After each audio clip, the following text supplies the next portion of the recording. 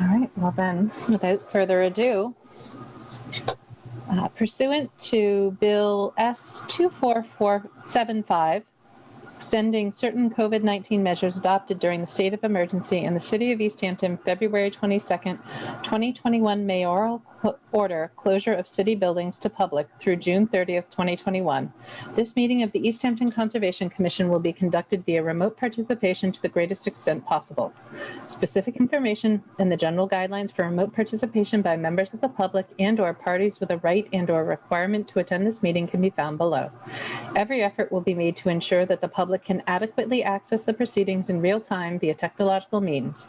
In the event that we are unable to do so, despite best efforts, we will post on the City of Easthampton website an audio or video recording, transcript, or other comprehensive record of proceedings as soon as possible after the meeting.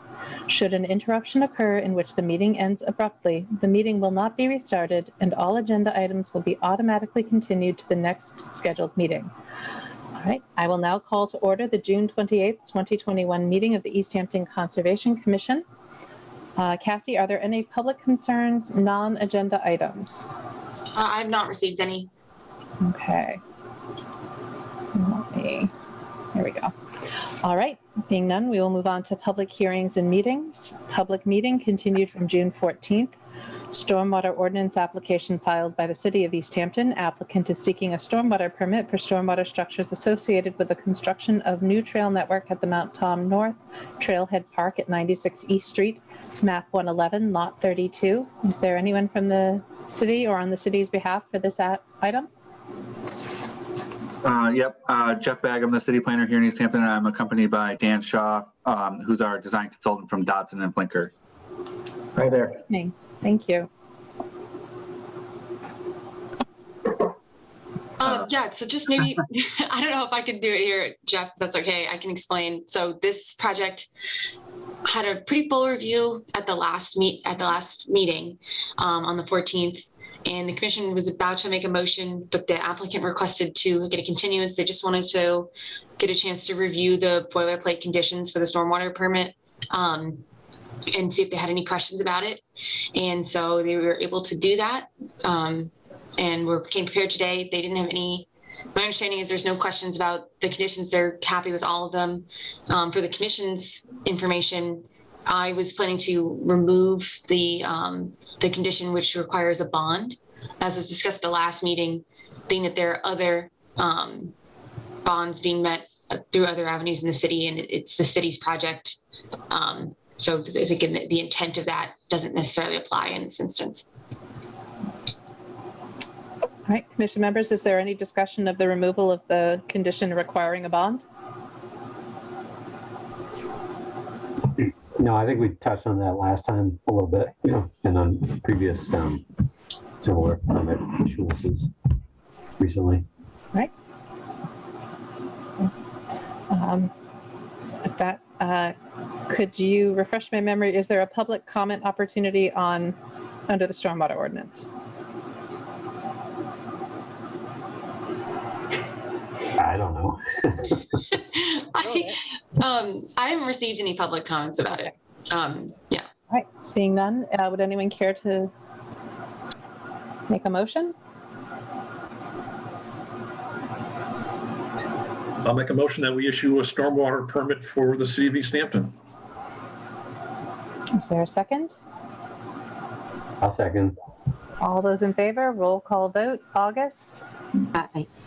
Buttrick? Aye. Ryan? Aye.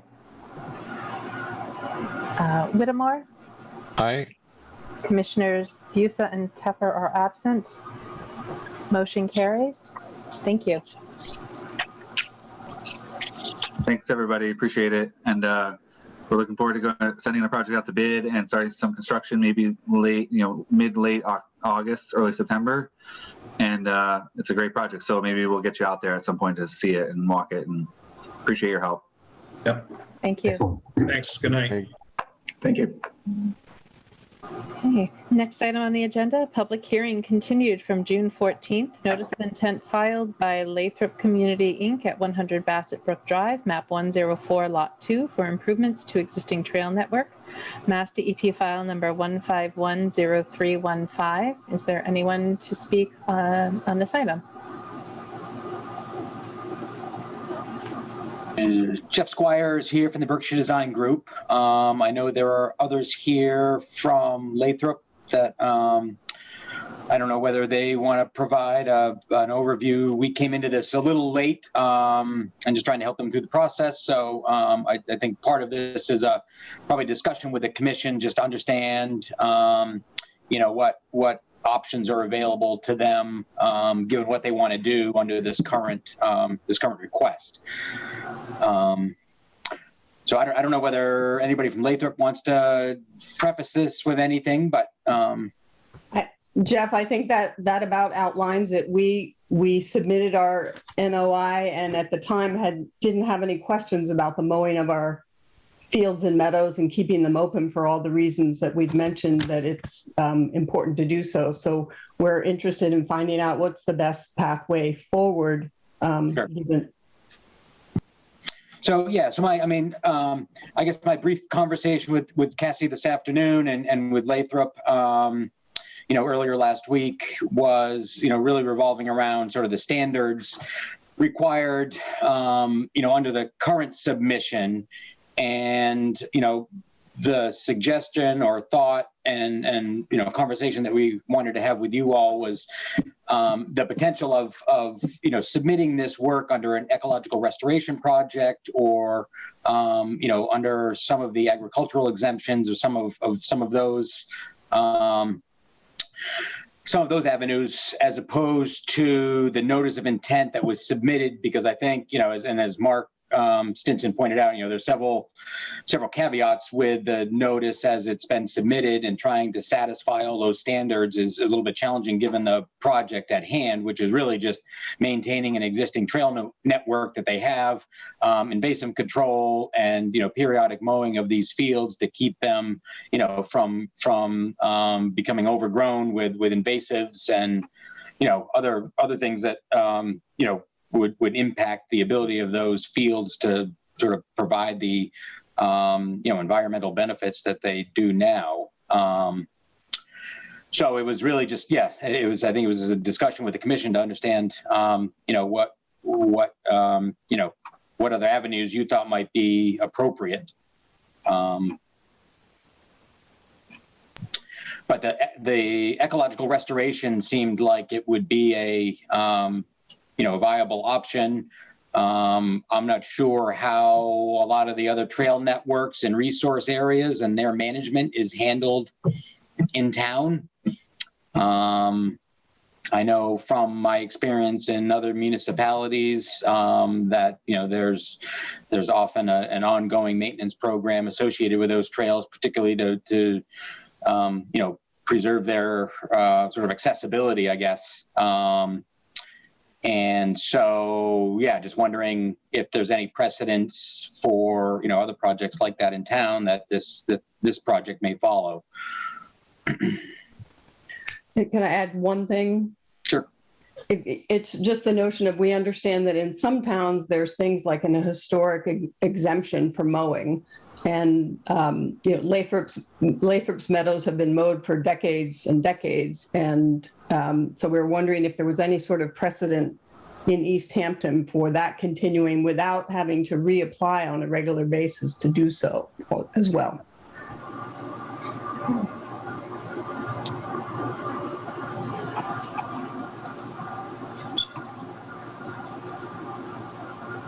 Cassie, are you familiar with management plans for other, I guess I'm trying to think of trail systems that have maintenance through, as I understand it, vegetated wetlands, but.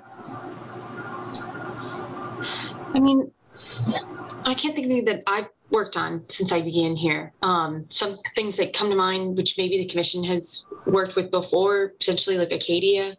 I know that they have a system of trails you know, through that whole area. I don't know how that's maintained. It's a wooded area. It's not necessarily a field necessarily. But I don't know. Yeah, if there's other similar type situations that the commission has dealt with before. I think the short answer is we haven't. Yeah. The question has not come up before. And with Arcadia, I think actually the vast majority of the property, if I'm remembering correctly, is actually in Northampton, with a portion of it being in Easthampton. So, you know, that might be a good opportunity to reach out to Sarah LaValle in the city of Northampton and see how they've handled these things or if they've handled this matter at Arcadia or Fitzgerald Lake or other conservation areas. Mm-hmm. Pomeroy Meadows, I don't know if that has any trails in BBW, but there's definitely crossings over BBW and We're permitted, right?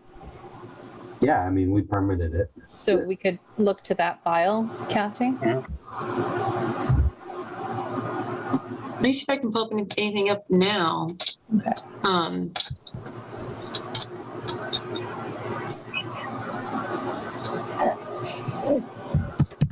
And when you describe mowing of the fields, is it mowing or haying? Is there an agricultural component element to the activity, or is it more of a vegetation management? I can come in on that. Can everybody hear me? Yes. Yep. Okay. I'm Barbara Walbert. I am one of the members of the steering committee of the Land Conservation Committee. I'm a resident of Lathrop, and I've been here 10 years. And I have headed up efforts to do invasives removal here on the land. In my memory, there was both hay and corn grown here, and there is plentiful reference in both the 1996 NOI, which permitted the original construction of the East Campus, and the 2006 NOI, which permitted the addition of more townhomes here. In those documents, there is reference to the cornfields and the hay fields, and there is a plan, in fact, to use those in part to handle stormwater runoff. And in one of the documents, the 1996 document, a cornfield is to be converted to quote permanent hay in order to better handle the stormwater runoff. So there's been a long-term expectation that these fields were open. Their boundaries were about the same in 1996 as they are today. And we've simply followed that practice of keeping them open. And the way we do that is to brush hog 1/3 of each field each year. And we do that to protect wildlife so that each field is not totally brush hogged in a year, so that there's some place for overwintering insects and for the critters to run. Thank you.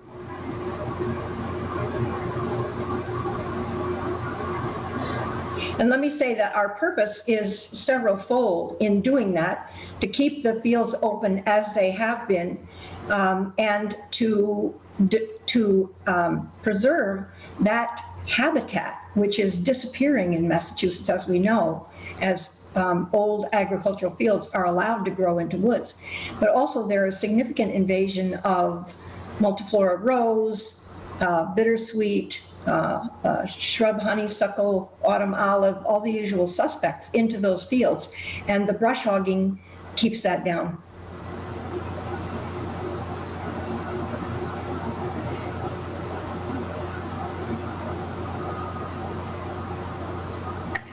Okay. Wouldn't a habitat management plan help them be allowed to mow and remove invasive species and things like that? So how much discussion of ecological restoration projects and limited projects occurred? Well, we really haven't had that. I mean, it was really that came up as a suggestion from our office as a way to handle the current notice of intent conundrum and getting through that. That it seemed that a lot of this work, at least in looking at the criteria for an ecological restoration project, that the bulk of what is being discussed would all fall under the eligibility criteria for an ecological restoration project. And it even includes stream crossings, invasive management, vegetation management. Yes, there has to be a plan for it all, but I think a lot of that has really already been written. And I think, at least in the way I am reading this, that the majority of what's being discussed would fall under that category. But it was really we really didn't want to withdraw that. I didn't recommend withdrawing that notice of intent until we had some clear direction as to how best to proceed. Mm-hmm. Yeah, at the last meeting, a lot of the discussion was just trying to talk about, how administratively you can't have two orders of conditions out for one property. So they already have the invasive management that's focused on invasive management order that's already existing. And so the question was, one of the discussions was, could we do an amended order? But it seemed like people felt like the scope was too different to combine them and have it being amended that way for the existing order. And that's kind of when we got to potentially, closing out both of these and coming in for the ecological restoration to kind of encompass both those two efforts, the invasives and these trails. Mm-hmm. It does seem like the purpose, the intent is very well aligned with ecological restoration as the provisions are set forth in the regs. Mm-hmm. And administratively, I'm catching up. Yeah. Administratively, the question is how is this best achieved from Lathrop's perspective?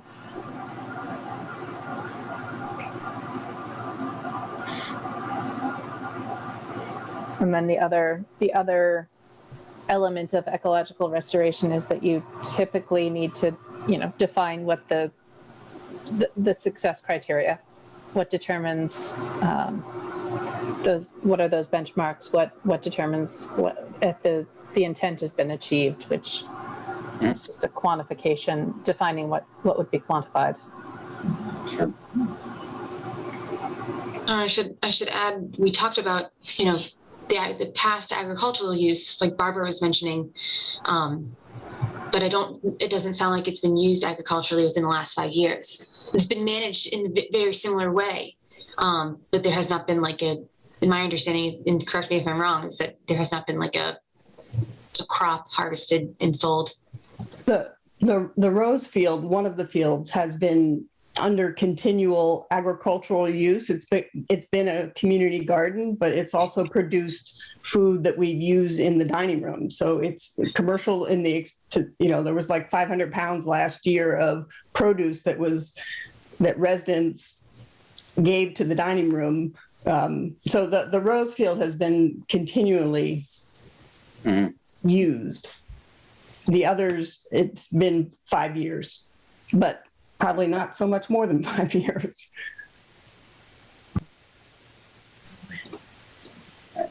And it also comes back to that question, is there any way through this that doesn't make Lathrop have to reapply? We have pictures, we sent a document which I could happily pull up that, going back to 1960, showing how open this area was and how similar it is now to 96. And going forward, is there any way we can retain the capacity to keep those meadows open? And it is my understanding that in Northampton, they have some sort of a historic mowing exemption. The only, and I appreciate that, the only mowing provision that I referenced that I'm familiar with in the Wetlands Protection Act regulations, which is all the city of Easthampton has to go by, is that the mowing of lawns is not subject to jurisdiction when in riverfront or buffer zone. and then you start getting into land and agricultural use versus fallow land, and the definition of what land and agricultural use is.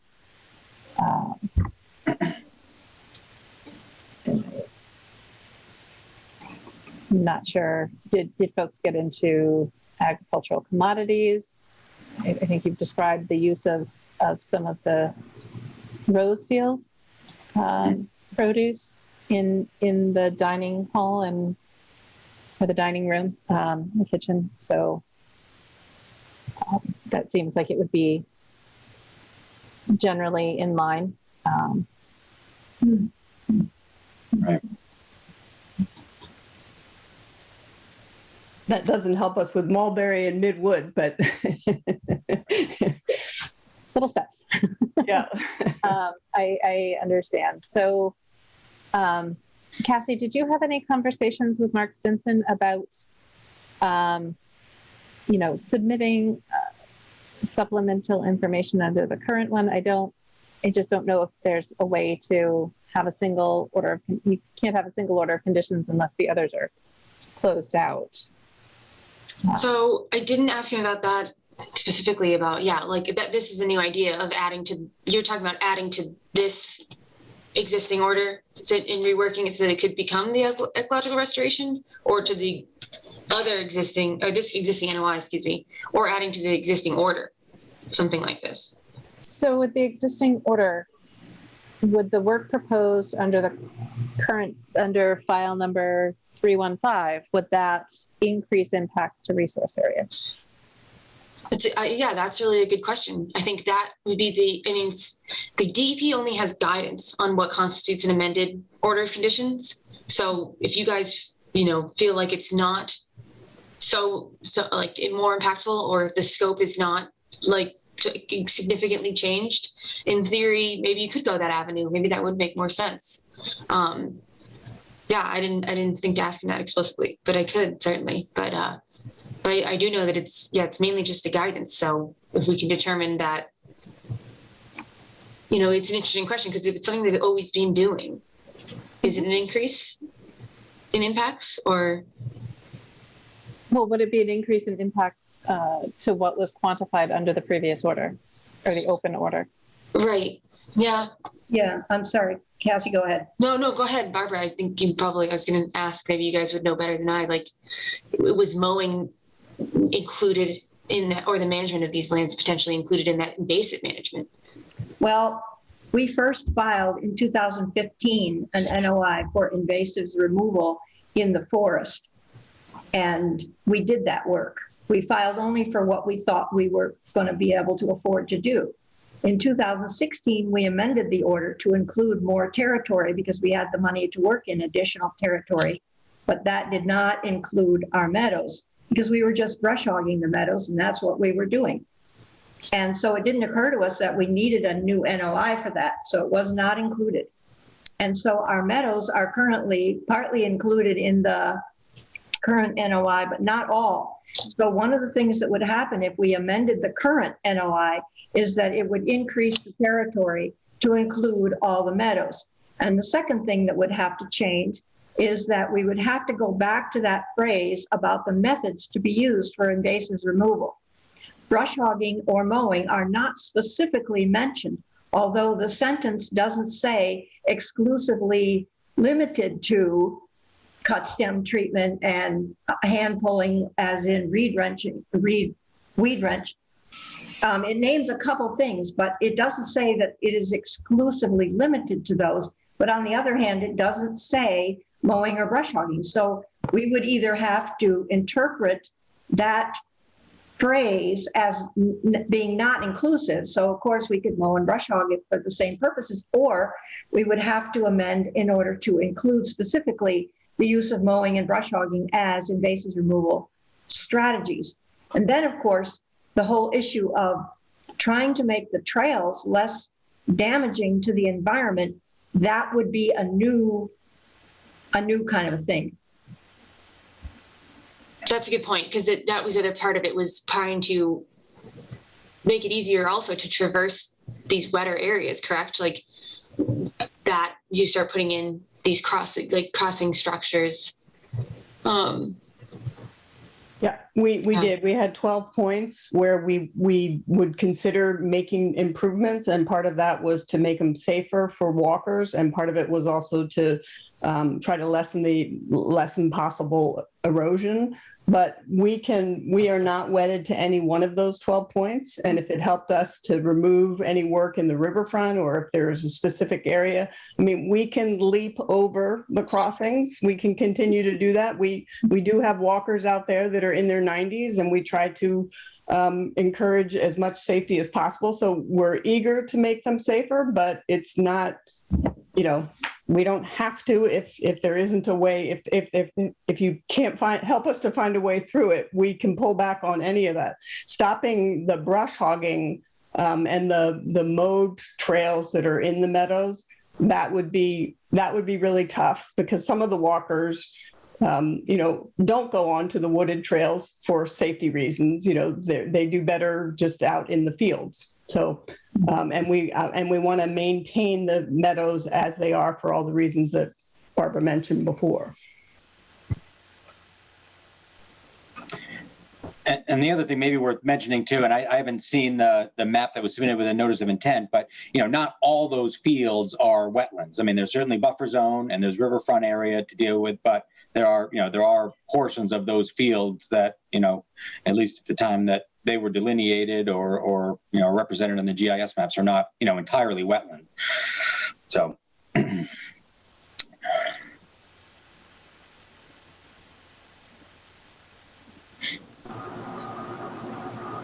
So are there opportunities with the trail layout to avoid or minimize certain sections of wetlands in the open field systems? So one of the meadows, Mulberry Meadow, the only way to get out to the uplands and to the buffer zone and the border, the BFW is that's one spot where we would want to put a crossing. That's spot number 2 on our map, which I could pull up if it would be helpful. But so that's one spot where we couldn't really get out to mow that meadow if we can't go out that way.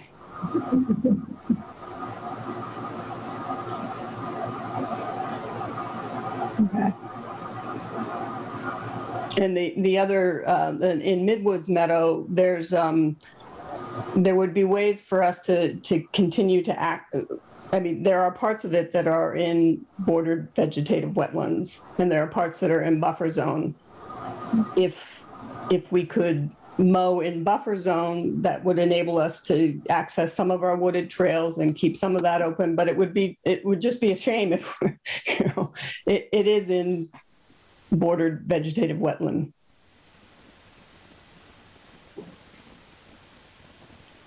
Part of the issue is that the land is so mixed. Right. It's not one thing or the other, and the various types of land move back and forth across the landscape, and they interchange with one another.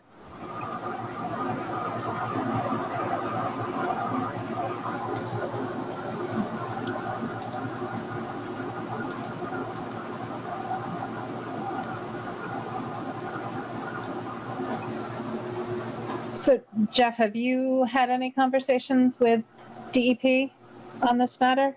No, I haven't. It was really just to understand sort of what the temperature of the commission before I broached that topic.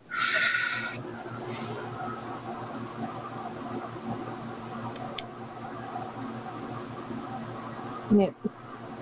I obviously can't speak for the rest of the commission, but ecological restoration seems to be the mechanism in the regulations that best fits at least maintenance of the fields, and then that leaves the discussion of the trail system. Yep. So only a portion of the project would be ecological restoration. So those provisions would only apply to part of it, whereas the other parts we'd have to look at through the eyes of the performance standards. ecological restoration to me though has like an end point where, you know, here we have a degraded resource area. We start now, we work on a project, we get to the end, and then we have to show that we've met certain performance standards or like restoration goals or whatever, and then it's done, right? Whereas in this case, like we kind of talked last week when you were here, Melissa, about like how the resource areas here have become dependent on certain management regimes that have been implemented, like, you know, forever. And cessation of those activities would sort of constitute a alteration by themselves. And I know that's not how the Wetland Protection Act looks at anything, but, you know, if the current activities stopped, then we would start to lose this sort of mix of habitat areas that's become sort of like pretty nice. And so, you know, I think it seems like the goal of much of it is to keep it like it is while making some like improvements to better access. Mm-hmm. And like, I guess I don't know how that fits into an ecological restoration project framework if we're trying to say that these activities will continue as they have forever. Right. It's the access issue. I mean, in some cases, I think there's potentially discussion to be had that the access improvement is necessary to minimize impacts to the resource area in order to implement the plan in a particular part of the site. So that one location that was described as the only way to get to that field is at this one point. Yep. And I don't know the wetlands relative to the fields and the trails well enough to know if there's an opportunity to reevaluate those access points. And is there, you know, are there other locations that would have to be created, that could be created that don't impact a wetland, or is it wetland all the way through? Yeah, I think like in my mind, one difficulty I'm having is that I haven't really looked at the submission, so I'm not super familiar with, you know, what the impacts actually would be. I can share my screen and show it now, or Lucy, if you want to. It's whoever wants to do it is welcome. I'm totally willing if you guys want to take that time. Right. I mean, because if the wetlands crossings were like mounted on little posts and sort of above the elevation of the wetlands and, you know, sort of like a boardwalk type situation, then that would be much different than other sorts of like access improvements. If it would be helpful, I could pull up our trails map that shows the points, and then we could pull up the wetlands delineation that we have, which is not full, but would that be helpful? Sure. Yeah, I just made you a co-host, Lucy. You can go ahead. Okay. And Dan, just to the point of like, what is the actual structures of the bridges or the crossings, whatever they are. Mark did, you know, talk to me about that. And he was saying like using the helical screws bases is not considered fill for a reason. But having like a board just on the ground for people to walk over is considered like, you know, it's covering the area to a degree. So they can be constructed in such a way that is not considered fill, but it could be potentially cost preventative for the project. So from the different types of areas of crossing, maybe that's how we could like make that decision. Mm-hmm. I think we've seen at least one thing where it was not helical piles, but like posts, you know, like embedded shallowly, pretty small posts. And if I remember correctly, we discounted that as an impact, because it's sort of like the same thing. Yeah, and I guess my big question with you know, trying to understand the helical pile conversation is, you know, the idea would be to put a you know, a walking surface so that residents could, you know, access the trail. So whether it was helical piles or a, you know, just a steel post, you know, hammered into the ground, or a, you know, a 4x4 or something, that there would be a, you know, a plank or series of planks or something over the top of it in either situation to be able to walk on. You know, I think helical piles, obviously,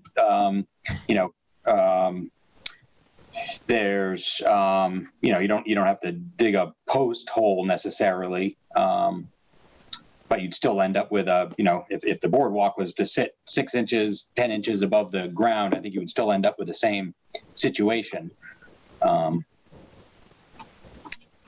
But.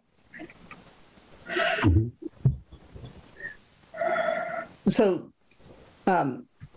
the area where I was referring to, this is the way that we get the brush hog. Number 2 is where the brush hog and mowers currently come between the houses and then on a little trail through some woods out to right here where we have a wet spot. And that's where we were trying to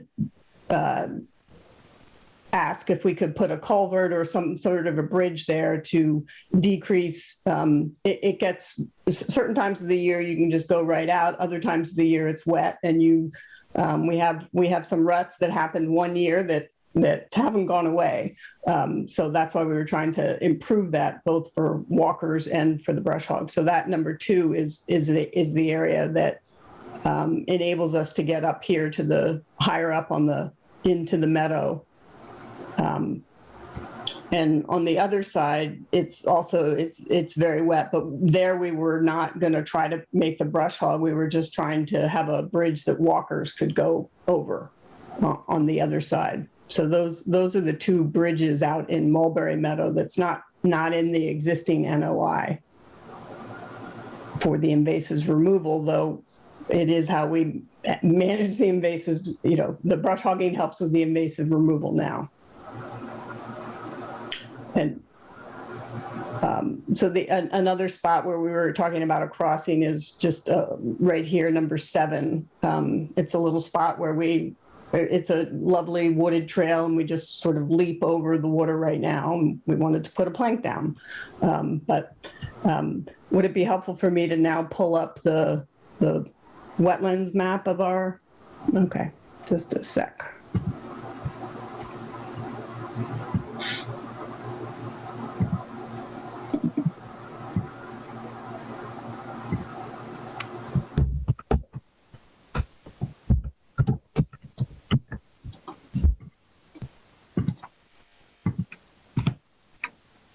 So the area number 2, where we were talking about the brush hog culvert or bridge, is it right about here? I don't know if you could you see that? Okay. How close is that to that vernal pool? There's a vernal pool here, and there's one further down the fire lane. It's Barbara, do you have a thought in mind on feet or yards? It's a ways. I don't know the actual distance in measured distance. Would you guess like 40, 50 yards? Or hard to say? Yeah, I wouldn't want to guess.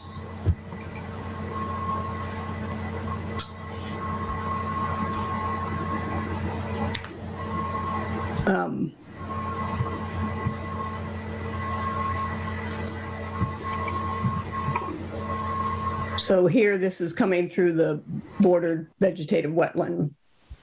And then this part has not been delineated, but I think some of it is definitely upland. Mm-hmm. And then Bassett Brook is over here. So there might be a little part right here at the end of the meadow that is within riverfront, which we could just let go back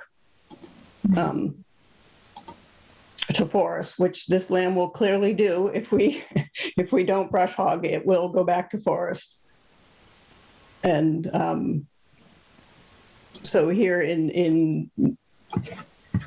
we have a lovely old Farmers Road trail that comes right down through the forest, and then we make our way over to a little trail that runs through the woods. So this part here is bordered vegetative wetland. This part here is buffer zone.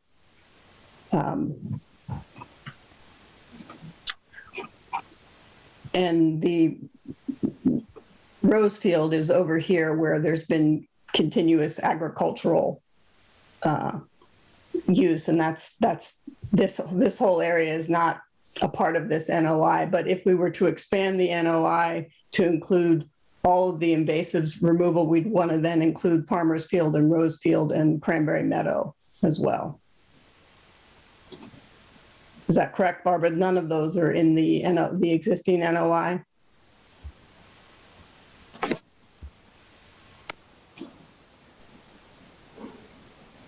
Barbara, did you hear that question?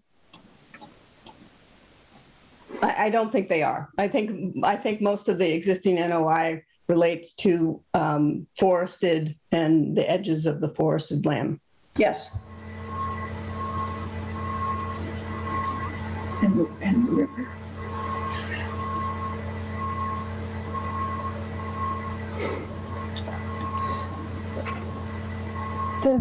So what are the things I'm struggling to visualize is the two sites. Obviously, you know this property quite well, but to see the detailed delineation relative to the trails and the wetland, the certified vernal pools particularly, is that a figure that is available? Is the trail figure that you have, is that are the trails GPS located? Is that data that could be combined with the site plan?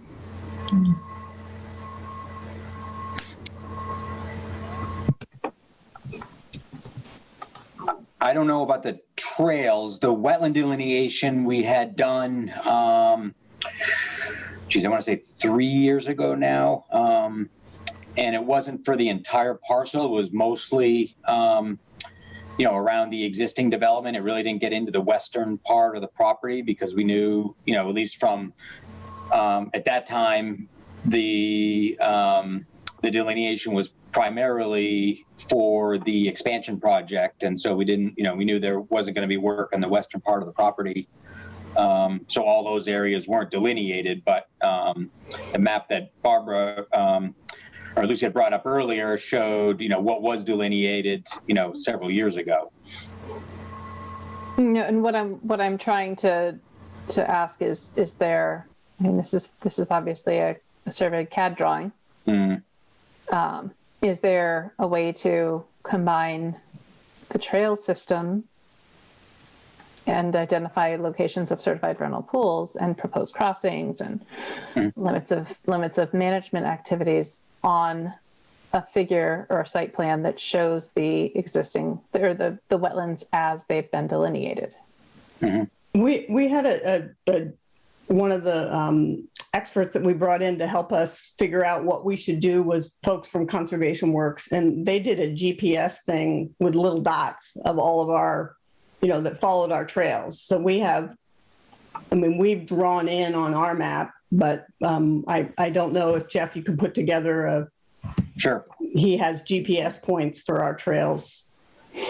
Yeah, so if all those GPS points are available, we can certainly import that into our CAD drawing and, see how those relate to the delineation and the boundaries that we do have.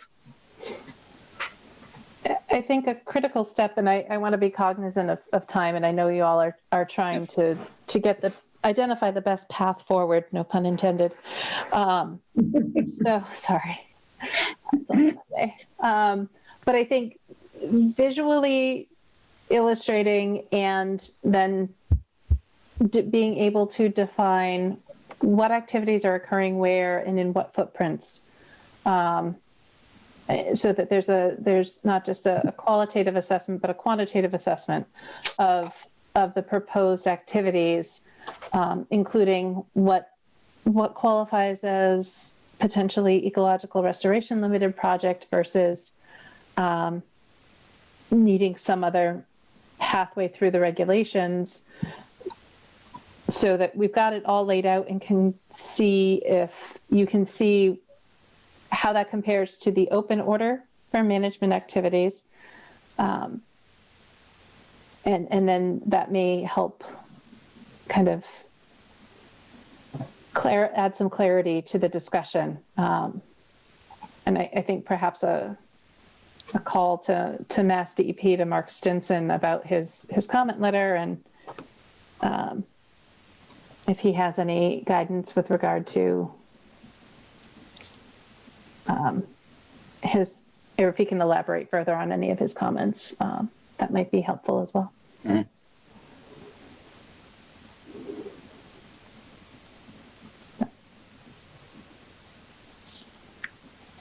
Yeah, we can certainly put a map together, and I'm happy to give Mark a call. I don't know whether, that's would be more appropriate for us to do, or whether it's something that Cassie you want to do. But yeah, I'm happy to reach out to him.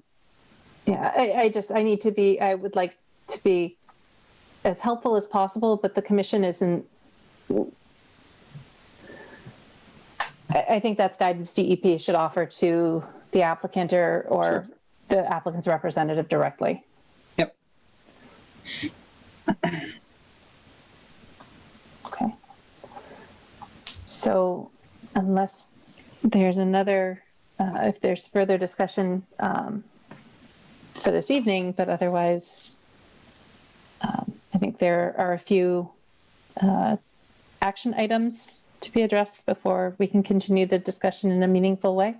Mm-hmm. So just for my understanding, so what we're asking for is let's take that GPS data that sounds like you guys got from Conservation Works, overlay it with the existing delineation data so you can give something that shows us with scale, like where you're trying to do these things and how close they are to some of these features like the vernal pools and the rest of the bordering vegetated wetland. Mm-hmm. You guys are going to reach out to DEP and hopefully they can give you a little guidance just generally on how to go forward, but then also to about these comments.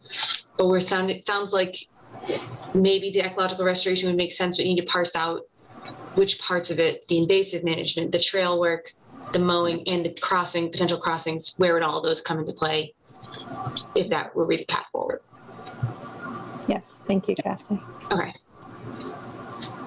Okay. So I think with that and with the applicant's permission, we're looking to continue this to July 12th. Is that correct? Okay. Is there a motion to continue to July 12th at 6 p.m.? I'll make that motion. Second. Okay, all those in favor, roll call vote. August? Aye. Patrick? Aye. Ryan? Aye. Whittemore? Aye. And both the record reflect Commissioners Busa and Teffer are still absent. But the motion carries. Thank you all very much. Great. Thanks for everyone's help. Okay. Yep. Thanks. Have a good evening. Thanks, you too. Okay, moving on. Requests for certificates of compliance. We have none. Enforcement actions. Cassie, are there any updates here?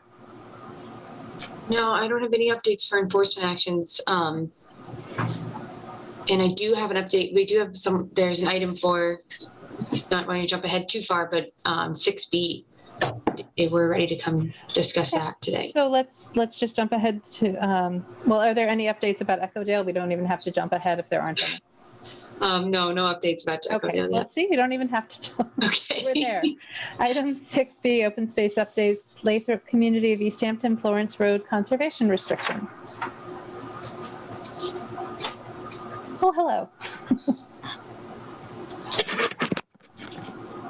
Good evening, everyone. Evening. So I am Tom Wright. I'm the CEO of Lathrop, and I appreciate the commission taking up our conservation restriction plan and going through this approval process. It's been a long time coming, as you all are very well aware. The first thing I would say is that this is really a fulfillment of our commitment and obligation that Lathrop has had since 1996. Very well aware of that. We have developed the conservation plan really in alignment with our values of land stewardship and just living in harmony with our land, protecting the natural resources, the water, the wildlife. And our goal is really to foster a full appreciation for the environment and the enjoyment of Lathrop's land. So the conservation restriction was really born out of work that began 8 years ago with a master planning process for our campus. I think one of the reasons that this has never really been filed is because Lathrop had not finalize its master development plan in order to understand the relationship of the open space and conservation restriction. And we have now been able to do that and identified the 78 acres with clear delineation for long-term management. And we've approached not only Berkshire Design, that's been very instrumental in helping in this process, but also our residents, several of whom are represented here this evening. All of our residents have had a chance to weigh in on the conservation restriction plan draft that was put forth. And then we've engaged Kestrel with the hope and goal to have them be the managers of the CR in perpetuity. So that's the point of where we are this evening to begin the process. I've been a little more removed from the process, although very, I think, integral to facilitating the process to make sure that we live up to our unfulfilled commitment.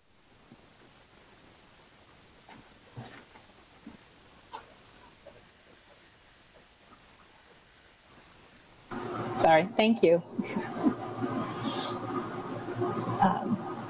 So, Cassie, do you have any comments to add? Yeah, so they, were able to submit the conservation restriction itself, the document, which we have for all of your review. Also, what I was able to provide to you guys was guidance from the MACC handbook, just general information about conservation restrictions, how they work, how they're set up. And then another helpful document that I was able to find, I think it was from the Department of Conservation, lands, was a sample conservation restriction with comments. It kind of walks you through it. So I don't know if you guys want to, we can start by looking at the document that Lathrop has created and go from there, or if anybody has. This is the first time I've done a conservation restriction with the commission, so we can, I don't know what information people need.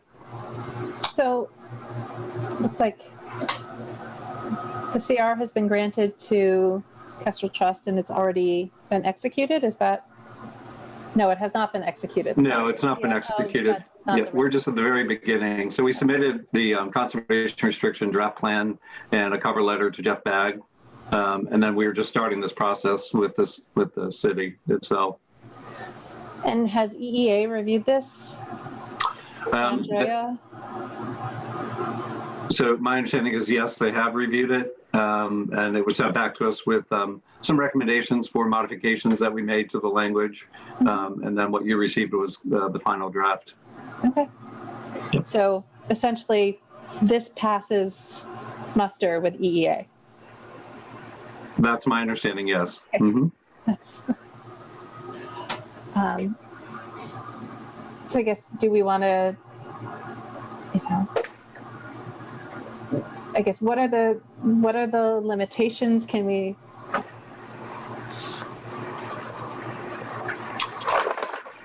And I will also ask for assistance from those who helped to draft it as well, some of our residents who've helped.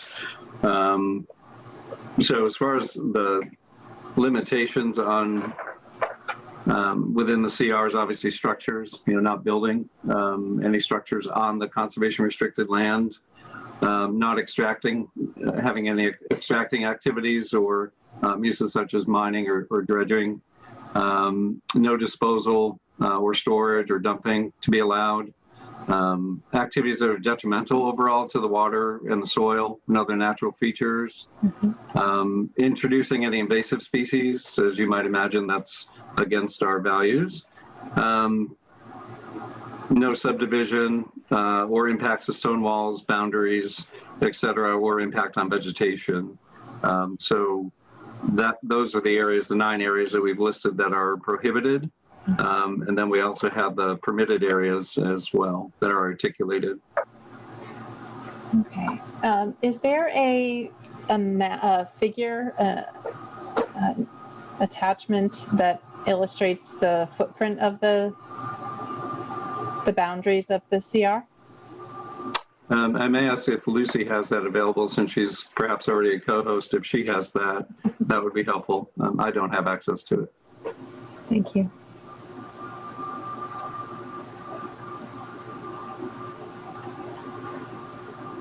Sorry, I thought Jeff was going to do that, and he's Yeah. no longer here, but I will know. pull it up. Yes. Thank you. I've asked him to rejoin if he can, but.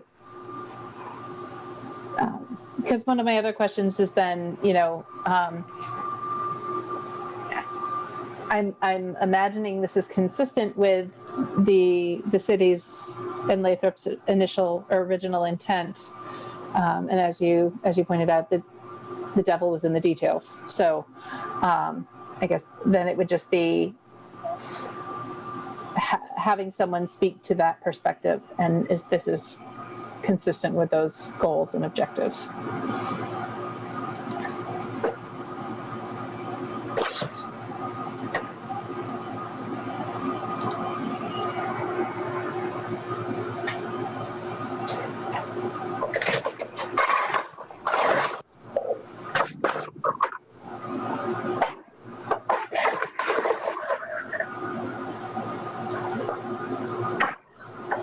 While Lucy's pulling that up, I mean, I will certainly say that we feel the CR is consistent with Easthampton's open space and recreation plan, the 2013 to 2020 plan, and regarding the open space that we would like to maintain. It clearly enhances the nearby open space corridor and the connections that we have with Park Hill, other surrounding open spaces. Creates a wildlife corridor. I think that's an important piece of the conservation value to this. Protecting the soils, the 20 acres of the Boxford silt loam, which is prime farmland soil. I think that's also consistent with the values. Protecting the wildlife habitat. We mentioned the vernal pool. There's 3. So protecting the vernal pools and 50 acres of forest land that connect to other wildlife forest land corridors. Water quality protection is consistent with the Barnes Aquifer, that's supplying fresh water to the city of Easthampton. This is consistent as well. And I think that's it. So it takes not only into account the micro, but the macro values, I think, within the Easthampton area, and taking our cue from a large part from the plan of the open space that was developed in Easthampton. And we agree that we don't want to have all of our land built on, obviously. So, maintaining that open space is important. That's our goal, and I understand that's your goal as well.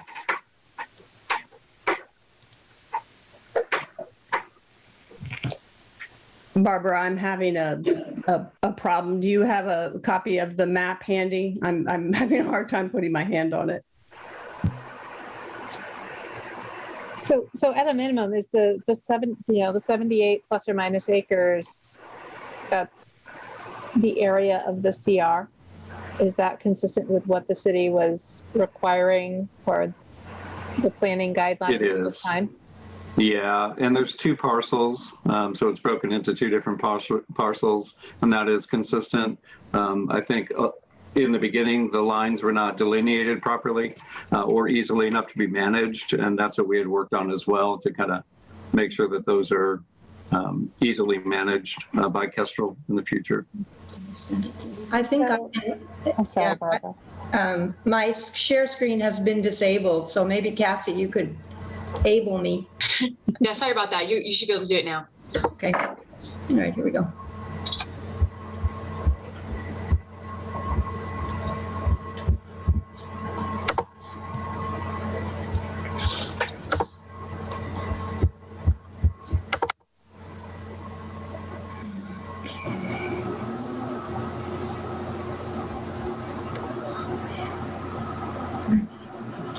I guess, and what I'm particularly interested in seeing is the if there is a copy of as well the plan that's to be recorded as described in Exhibit A of the CR. Yeah, I'm not going to be able to get it quickly. Cassie, do you know if the city has a copy of this document? Yeah, I've just been looking through the files myself, and I've got the the written CR document, and it references Exhibit B being a reduced copy of the plan of premises, but it wasn't included in the actual document itself. And I believe that's the only thing I've yet received for it.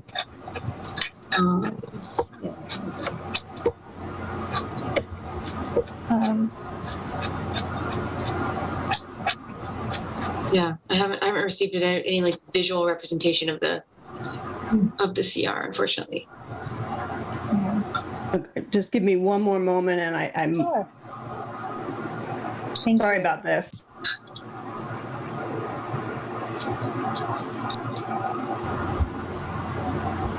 My recollection of earlier, maybe a year or two ago, my memory's fuzzy there, discussions is that the original CR was phrased to follow the, every single wetland boundary flag, or something equally complicated, and that may have been one of the changes. Right. So the initial. Yeah. Can everybody hear me? Because I've got it up on my own screen now. Yes. Okay. So can you all see it? No. No.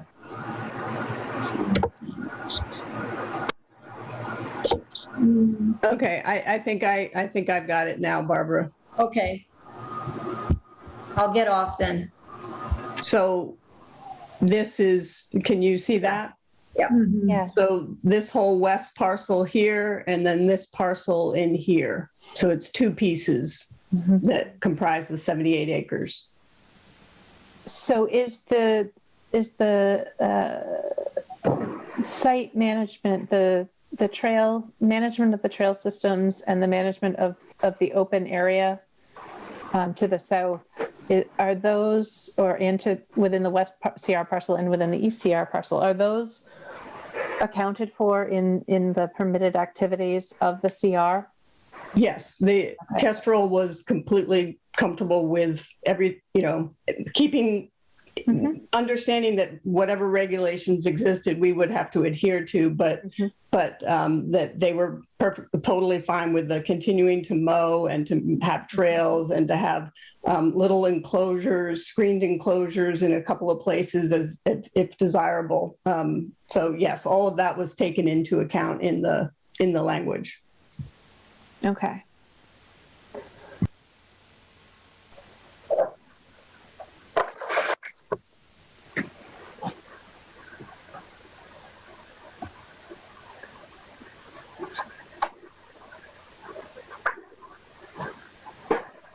Is there any rare species habitat within any portion of the Lathrop lands? Any what habitat? Rare species? Oh, no, I checked the map. Oh. Okay. Great.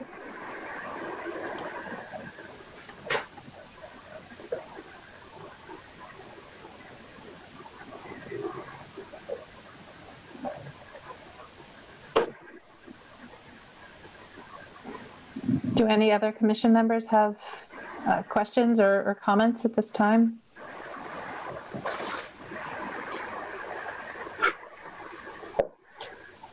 Not I.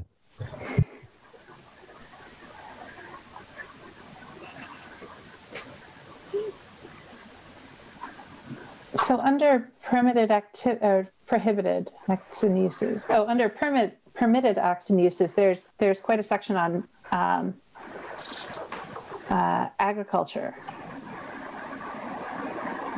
Is that just keeping opportunities open for continued agricultural use of certain lands? Yeah, so part of the meadows management has been the invasives and maintaining the meadows, but also preserving this because this is prime agricultural area. Part of the idea was wanting to make sure that if in the future it was helpful to farm, that it would be available to do so.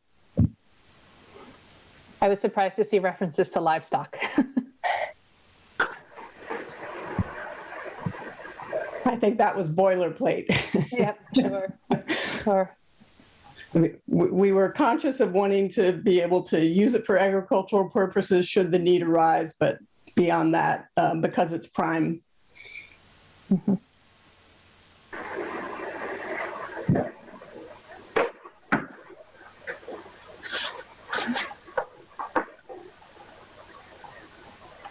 I don't have any other questions at this time.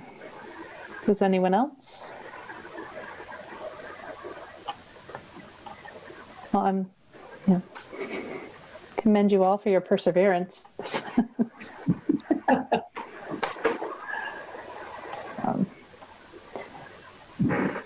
Cassie, does the commission need to make any particular comments or statements for the record, or what? You're nodding. Yeah, my understanding, based on what it says in the MACC handbook, is so the commission. It sounds like we're at the stage where the in Energy and Environmental Affairs that office has reviewed it. It sounds like they've gotten their positive review. Now the next steps are for let's see. It says that the commission would sign potentially a municipal certification, if that sounds familiar to anyone, prepared by the Land Trust, and votes. Then the commission votes whether to recommend the Board of Selectmen or City Council to sign the CR. So then the next stage is that you guys will bring this to present to be approved for the mayor, by the mayor or the City Council. And then signed, in the presence of a notary. So like it's going for us for our approval, and then it's going to go before City Council / the mayor. Does that sound like what you guys are expecting to have happening here? That is the process that was described to us. Okay, so we're essentially making a recommendation that this be accepted by the City Council, and then, but that's it. The City Council then makes their recommendation to the mayor. Mm-hmm. And yeah, because the commission isn't going to be coming under ownership of this. It's going to be the land trust and the property owner managing it into the future. So it's not the commission managing it, which is a different option. Mm-hmm. But I don't know if you guys, are you looking to receive a municipal certification, some kind of form? I don't know if that is required. I see it mentioned here in this guidance, but I don't know that it's necessary here. It actually, there's places right in the CR for different people to sign. Gotcha. Okay, cool. Yes, I see that now. Let's see. I guess the question is, like, with COVID and everything, maybe someone can stop by and sign it, or if I can potentially use that vote authorization to sign on the commission's behalf. So where's the space for the commission to sign? Because I'm seeing the final is Secretary Theoharides, and then it's City Council, and then it's the Office of the Mayor, and then it's acceptance by Kestrel.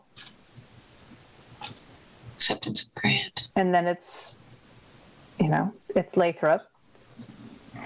And I don't see. Yeah. So I think because the commission isn't actively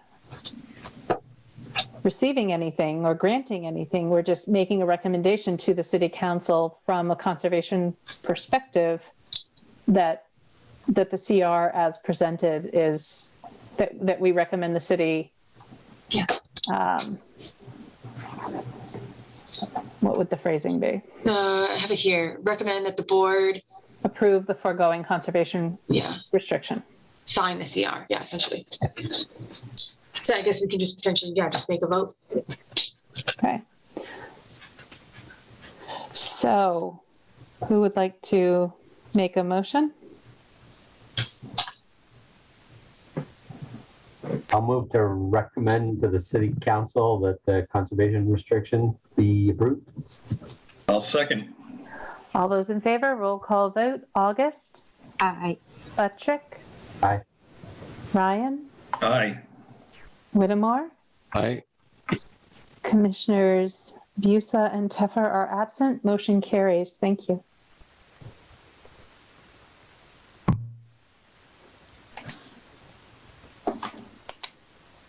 right. So that item is addressed. Yeah, if you guys need, I don't know, I mean, I'll talk internally here with people and see what they need from us. Maybe I'll make like a memorandum with the letterhead stating as such again. Whatever you guys need, we can figure that out. I think a copy. Thank you so much. Thank you all. And Cassie, perhaps a copy of the final minutes once they're approved. Yeah, okay. Yep, that's a good point too. That sounds good.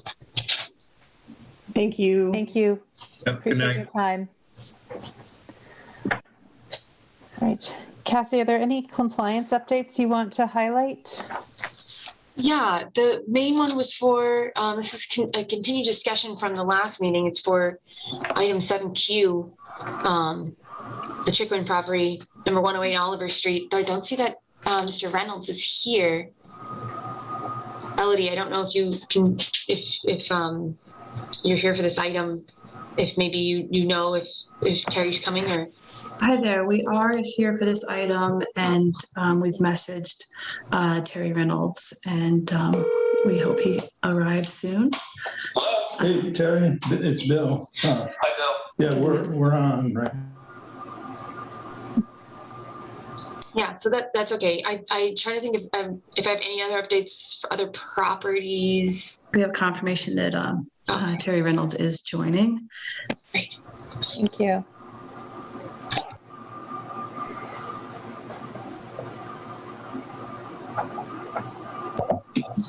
Do you want to hear anything from us, or do you want to wait for?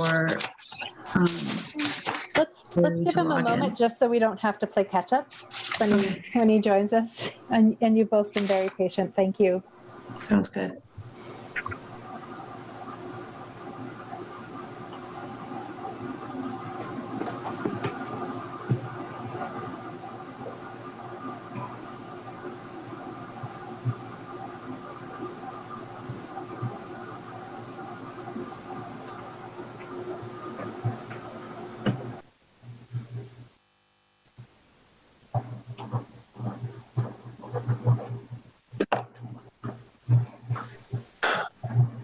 Hey, Cassie, it's Mike. Any specific documents we should be referencing in your link? For this discussion? Yeah. Yeah, and one of the things, I can pull it up if you guys want. One of the things that they were able to send, Terry was able to send me was the, essentially a marked up version of the order that was issued that highlights the conditions that they were most concerned about in looking to have struck. So I can share that right now. Yeah. Was one of the included documents. So hold on. The link you shared have all these documents, so I was just trying to look at the proper one. Yeah, one of them should say like marked up at the end or something like that, but I can share it as well. So hold on. Okay. Thank you. No problem.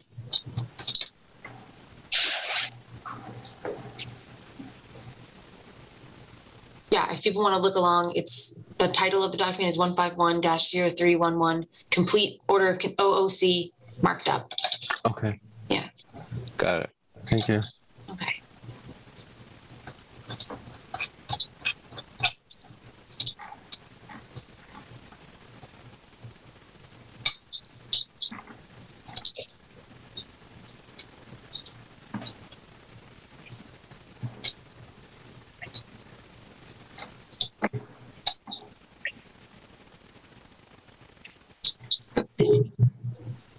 Terry's here. I'm going to share my screen as well. And I can, if it's helpful, I can give a review of what we discussed last meeting, just quickly.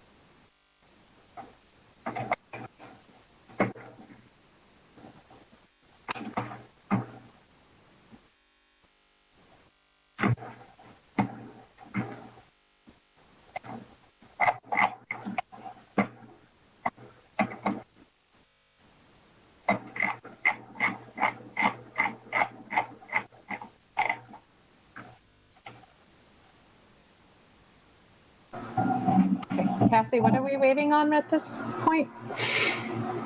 I'm also a little, hi, Elodie Chickwin. I'm also a little confused here too.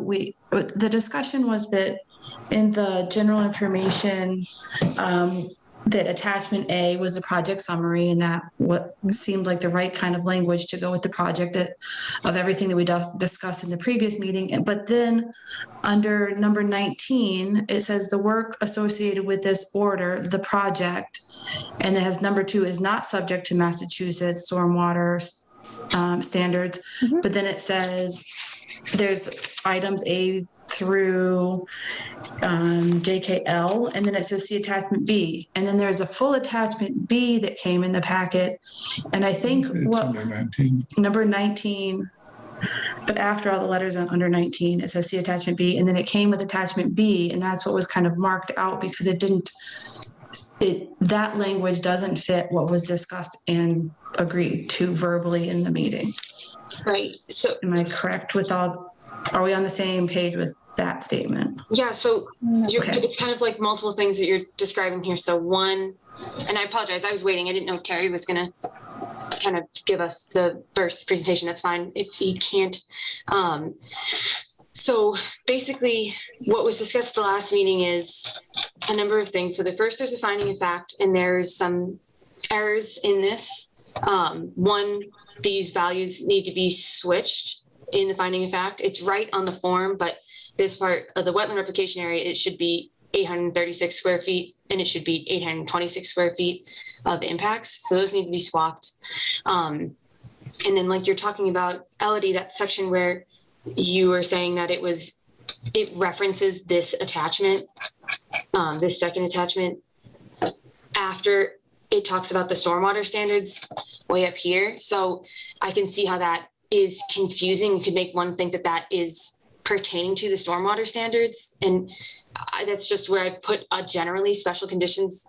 Maybe that was a mistake to put that there, just referencing, because the special conditions for the entire project, not just stormwater standards, is this attachment down here.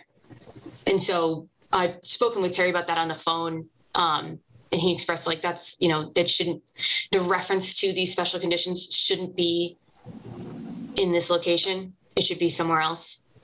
So that's another administrative thing. It can be moved. Can you scroll down then, Cassie? Yeah. Stop, please. Scroll back up a little bit. So the line,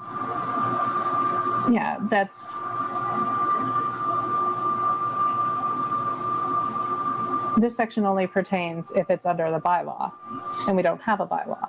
Right. But it is within the commission's discretion to impose additional conditions. So if you scroll back up,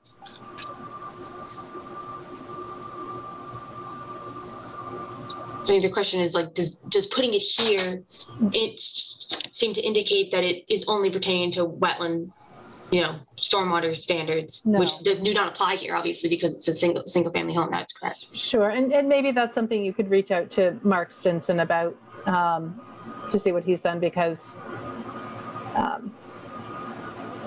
think that's a simple matter to address. Right. So there's issues like that where there's kind of just those little errors that can be fixed. Mm-hmm. But then of the special conditions, there were special conditions that, were a number of things. One, either they were not discussed at the hearing, and so they were, a surprise to the applicant to find that those would be included as conditions. Also, some of them were potentially burdensome or redundant. So what Terry's created here is basically a version of that outlines the conditions that they do not believe they should be beholden to, and are asking to be, noted at least here in the minutes of the record, saying like, okay, I don't have to follow those, or for it to like physically be revised, and I can recreate it and resend it, however the commission wants to go about it. At our last discussion, in terms of, we discussed the errors, and those can definitely be fixed. The conditions, though, that the commission wants to, say can be waived or removed. There was one 16E for permanent markers that Terry had noted, actually, he didn't want removed and agreed that that was a reasonable condition, just that one. And then a big sticking point in point of discussion was the monitoring requirement as well as the as-built requirement. Why is the as-built an issue? Making sure that it's constructed where the crossings and the structure are permitted? I don't want to speak for Terry. If you want to speak to it, Terry, my understanding was that it was potentially considered burdensome for a single family home, was your argument. You can prepare an as-built plan with swing ties. It doesn't have to necessarily be a burdensome undertaking. It's just making sure that the wetland impact that was permitted is within the quantity, the area that was permitted, that the replication areas are constructed to the square footage that was permitted, and that the house was constructed in the footprint that was permitted.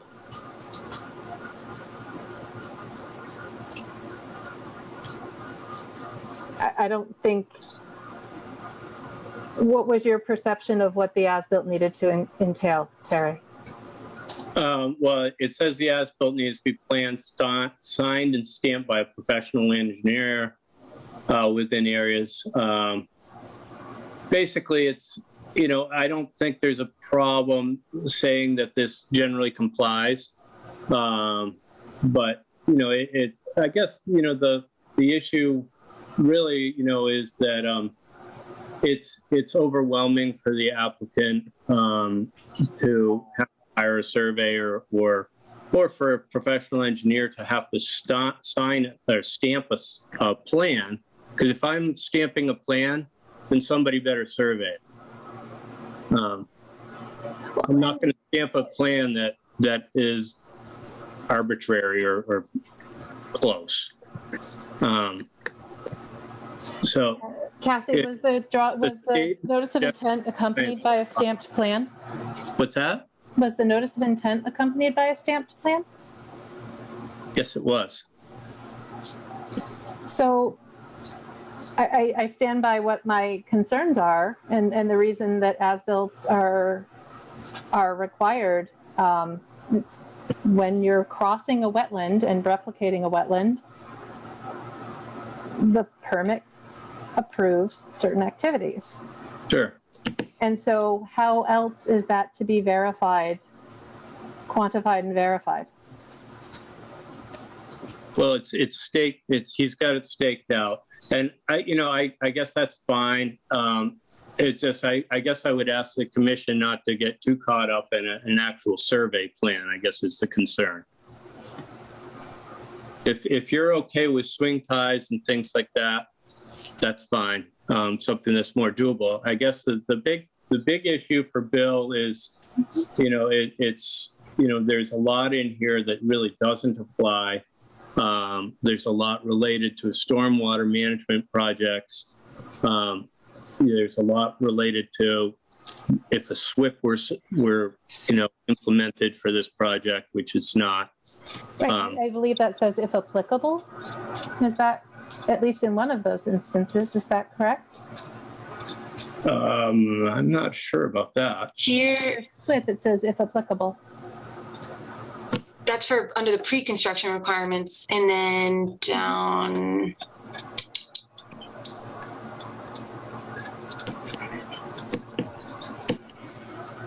Yeah, and down here, it doesn't necessarily word it that way, and I think that I was and I agree that it's a lot to read for an applicant to have included it, so it wouldn't be terribly crazy to remove it again because it isn't applicable in this instance. As it states in the form itself, it says stormwater standards. That part is checked off, saying that I don't know if that's enough.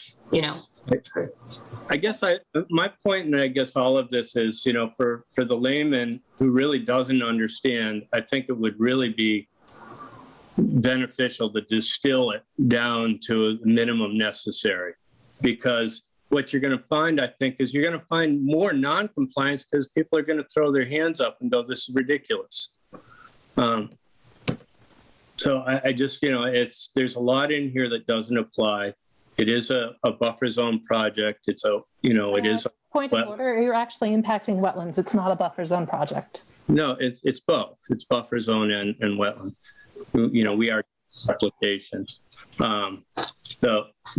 There's a number of things, and and when we walked away from the meeting with four conditions, and we talked about a minimal level of reporting. Come to us when you're doing major portions of it. When we're doing the replication, let Cassie know, she'll come down, check it out. When we're doing the crossing, let her know, come down, check it out.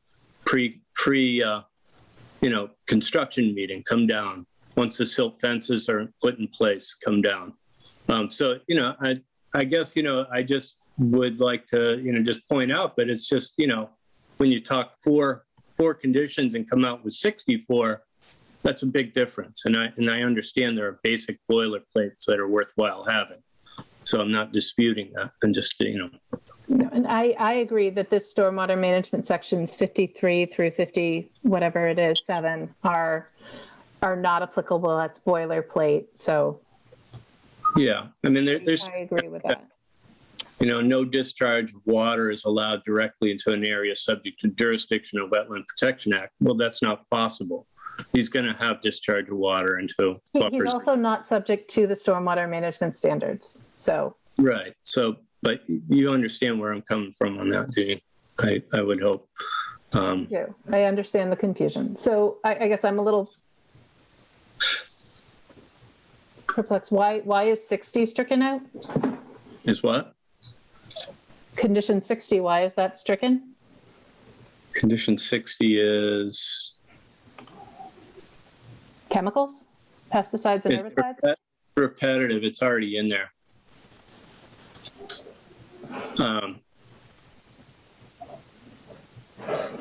That's all. It was already in there previously. Cassie, what number is it previously? Thank you. I'm pretty sure that's why I struck it out. Okay, I'm just curious what number it is. Hold on, let me see if I can find it.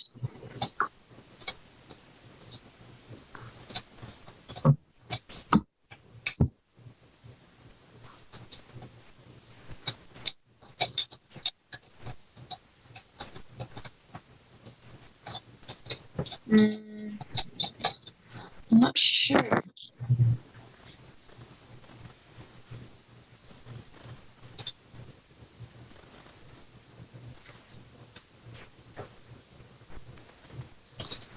Let me see if I can do it a second way.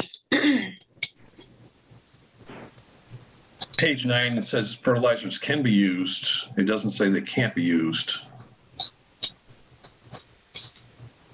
Page 9, you said? Page 9, number 63 in perpetuity. It says fertilizers shall not be used within 100 feet of buffer zone. So organic pesticides, herbicides, fungicides may be used subject to review and approval by the commission. Right. This shall be noted in the certificate of compliance. That's the only place I can see it. Yeah, I think that's where I was seeing. So that's in perpetuity, and this one is referencing during construction. Right. Okay.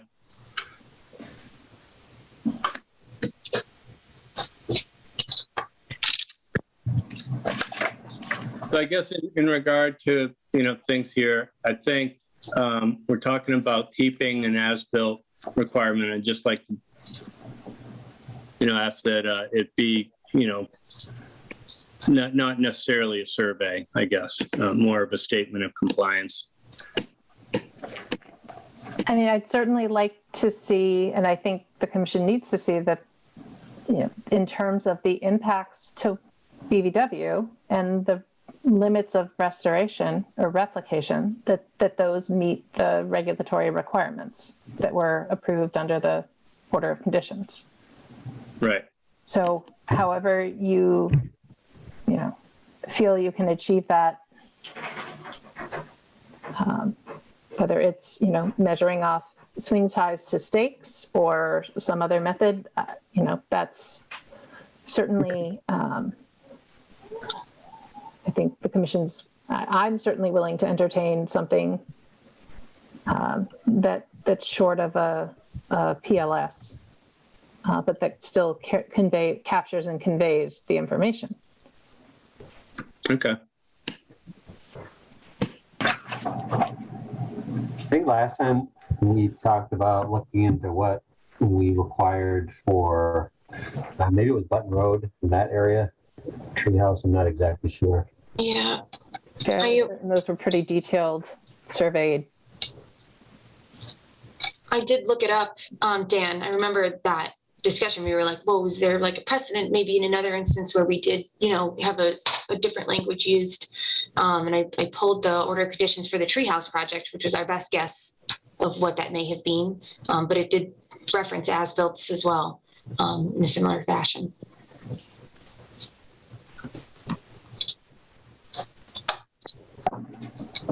I'm sorry, Treehouse project doesn't seem like a fit to a single family on slab on grade.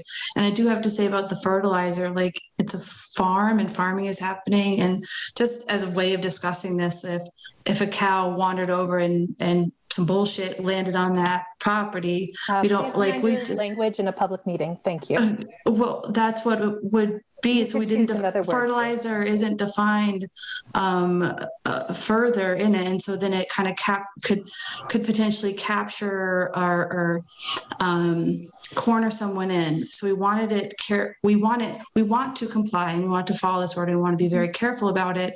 And that's why we're taking this time to review the language in it, right? And it is a place that is ongoing and people live there and it is a farm and a single family dwelling. And I think that Terry captured it well when in the meeting, it sounded like we had a very straightforward discussion and then the paperwork came and it seemed a little, a bit more than what was discussed. So we would very much like to clarify the language so that everyone is on the same page and that we understand what you're saying and that we can comply and Mr. Bill Chickwin can move forward. And I apologize. I didn't mean that bullshit as a offensive language, but as to clarify what fertilizer on a farm potentially could be. Thank you. Thank you. So this order in no way changes the agricultural provisions of the Wetlands Protection Act as they apply to this property. The portion of this area that the order applies to that is land in agricultural use, the commission cannot restrict through this order any changes or impose any conditions beyond the exemptions that apply under the Wetlands Protection Act. So if a portion, and I believe it does, a portion of the field is nearby or next to the driveway, right? I think the intent, if we're talking intent, the intent is to avoid the use of dosing the groundwater and thereby the wetland and surrounding aquifer with chemicals that persist and can affect the underlying aquifer. Obviously, I don't think it can get much more organic than what's coming out of the back end of a cow, especially since it's coming all from that area, right?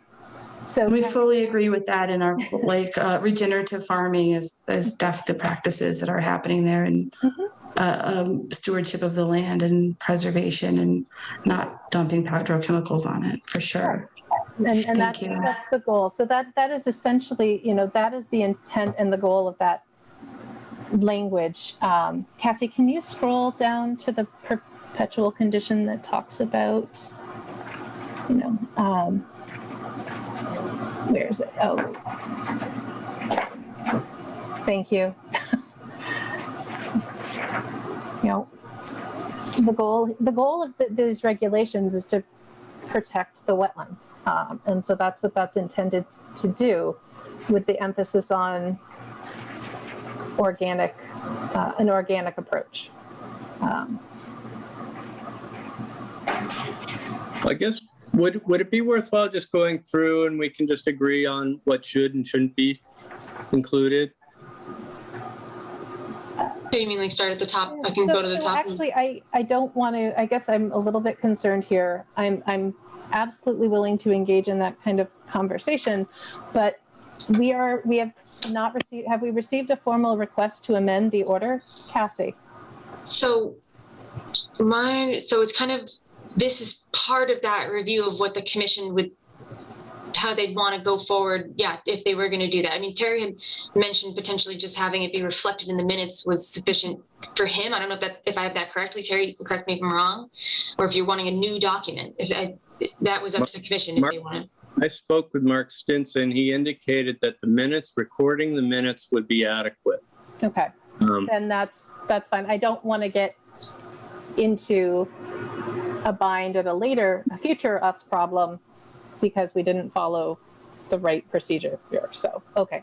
Yeah. We can continue. I mean, there are a few things, that just really, the one like number 65 that I struck through, it's not possible to really comply with that. I mean, so should we take it from the top then and just work our ways down? It sounds like it's potentially specific arguments for each one. Is that correct? Yeah, I think, I think we've talked about the ones at issue, and I think we can we can agree on these things. I think a lot of them are just basic, want to make sure that we're not talking about things. Starting with, I believe, 16, we'd like to strike through B through D. I think we agreed that E can stay. A list of landscape planting species to be used. There are no landscape plantings. An inventory of non-invasive and/or invasive species seems like a lot and not necessary for this kind of project. Obviously, a Nepenthes SWIP is not applicable. And then a sequencing plan for the work, again, is, it's part of a stormwater management SWIP sort of application. I'd like to not be having to do that. Straw wattle detail, dimension straw wattle and all that. We don't have major erosive areas in here. I don't think we're really worried about that. Well, you may not be worried about that, but you're going through a wetland and you're crossing a stream channel. So that is the commission's concern, and that's a very standard construction period best management practice. There aren't any straw wattles proposed on this project. What are the erosion control barriers? Could you refresh my memory? They, I believe, are, let me just open it here. Silt socks or filter or silt fence.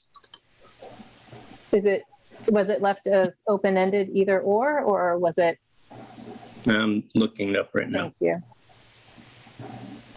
We just say erosion control barrier. We have sediment barriers specified as silt fence on here. Okay.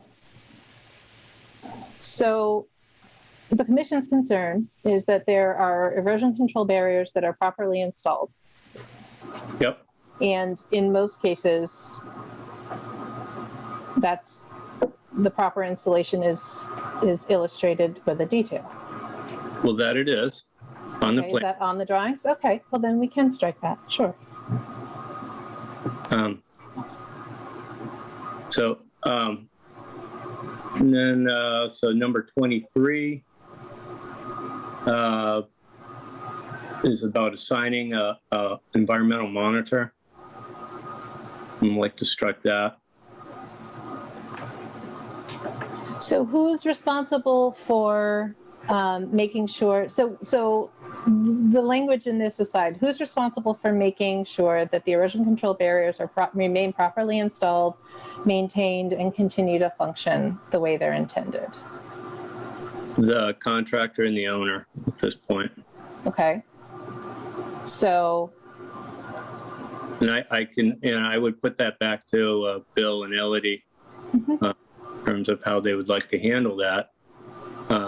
But again, you know, it's a single family. This isn't a Walmart. This isn't a commercial project. The erosion control barriers are all going to be set prior to construction. They will be reviewed.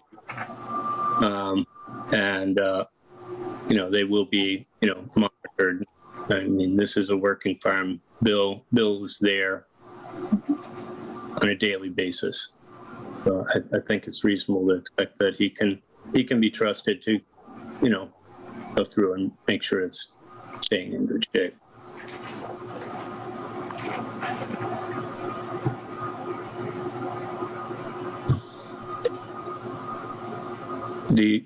Is that agreeable, or? how do others feel about this? I don't need to be the only one talking here.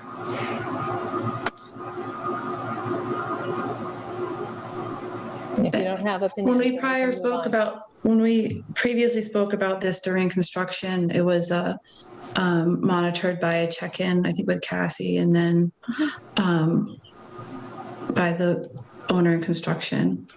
Okay. Then I'm fine with rephrasing it, with the minutes reflecting that the owner will be responsible for monitoring. Thank you, Dan Butcher. Yeah, I'm good with that. For monitoring. And do they need to like email me? Do I have to come out weekly? Like how will that happen? I thought we said it was a quick email with updates or maybe photos included. That's what my notes had. Okay. Yeah, I think that's what's like typically, that's what it ends up being. And so, you know, with other projects, it's basically is that like there's someone reaching out saying, yes, we checked, it looks good. There's no major, you know, issues happened on site this week. And here's some photos showing that everything's okay. And is on that weekly schedule still appropriate to you guys? Is that something you think you could do? I just want to make sure that the details of this are still okay for you all. I just want to say, you know, I think that's reasonable to ask. However, in the meeting, it was discussed that, you know, we're going to try and keep the burdensome of it minimal. So however you want to do that, I think a reasonable check-in, whether you need photos every time, I think maybe just a report. And if there are issues, send photos. Would that be reasonable? Do you want? I think that's reasonable. During, you know, unless, you know, photos of, you know, if there's a significant storm event, part of maintaining silt fences, if there is material that kind of accumulates against it, is going to be pulling that away so that you don't lose height. I know you have minimal area of disturbance, but. And I think all this can be discussed in the pre-construction meeting and go out on the site. I think it's worthwhile, you know, here are your problem areas that you should be concerned about. The panel there, areas that we may see significant buildup, stockpile areas. Those are the areas you should be paying attention to. And then obviously reporting them if there's buildup and cleaning them out. Does that seem good? I think it's reasonable for what's proposed. Okay. So this is the same, this is just remarking for during construction that you would be reaching out to us.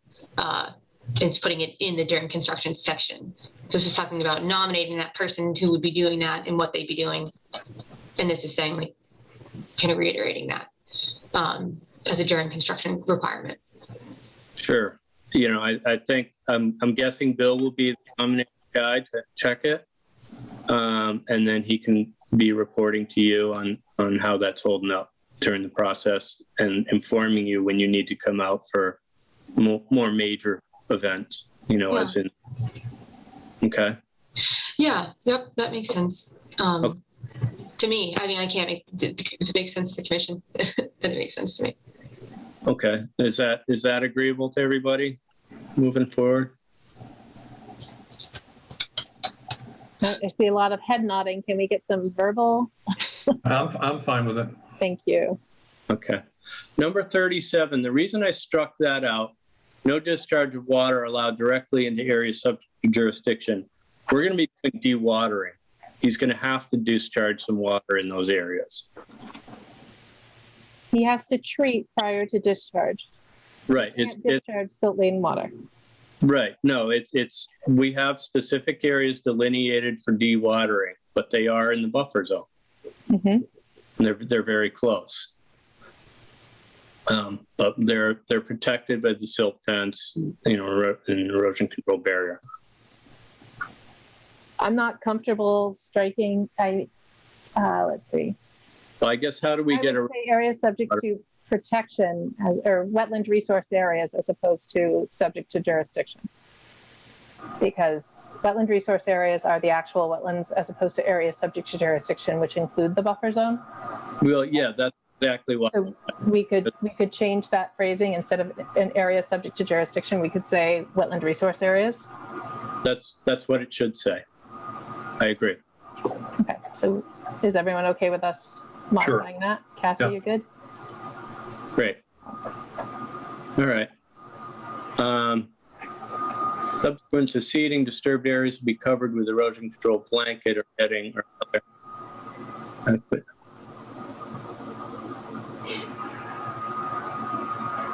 Terry, I'm not sure why 3 struck out really, at this point.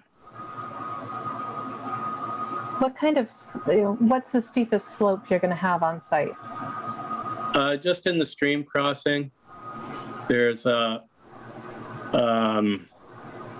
pretty minimal slope. It's just the ditch. It was a hand dug ditch. Mm-hmm. That's where our slope is. About a foot wide, about a foot deep. Mm-hmm. So I think the concern, especially with when there are steep slopes or timing on when things are going to be stabilized, is that they're not going to achieve stabilization prior to the end of the growing season. And that could increase the potential for erosion, failure, and washout. Or right. The plan specifies jute mesh stabilization fabric in those areas. So I think that's very consistent with what's written here. Yeah. Right. So yeah, I would say we could probably leave that one. Okay. No, I'm not sure what my thinking was when I struck that out at this point. I think these ones have been discussed. The stormwater ones, they're just not applicable in this instance. 60. I can't remember what we ended up saying for this one. This was about the fertilizer usage. Do we want to just clarify during construction? Or does anyone have any other suggestions?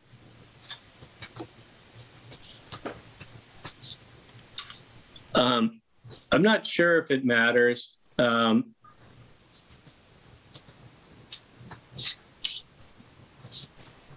This is in perpetuity. I mean, would it be more reasonable to say that, fertilizers used in this area should be, approved?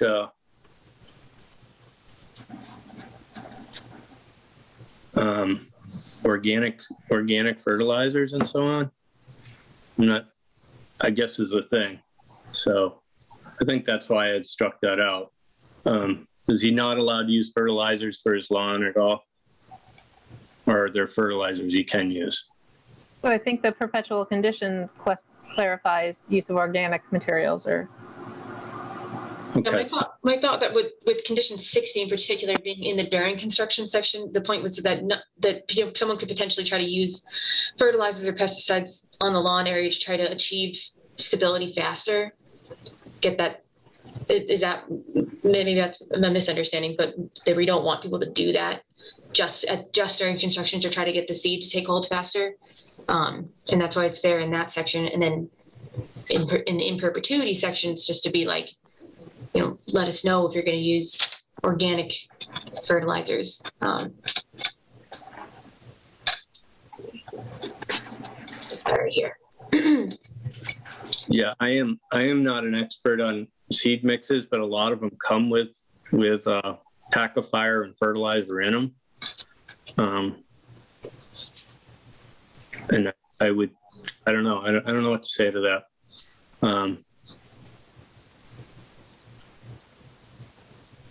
And I get it. I get the pesticides and the heavy use of fertilizers. We certainly don't want that.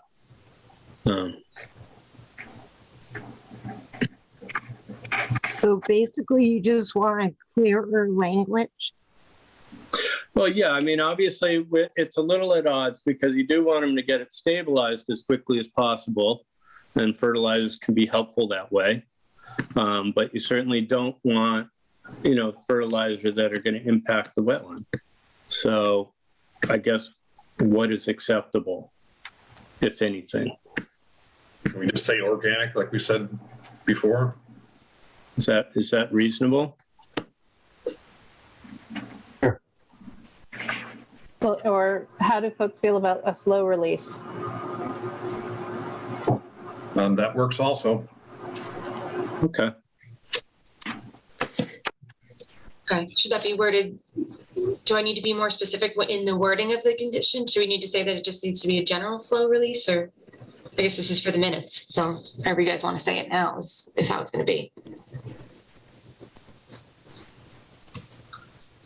Organic and or slow release? Sure. Did you say that the fertilizer was not that we plan to use that, but if it's already described somewhere else, can you just say as described in this other part? This part is specifically about during construction, is my understanding.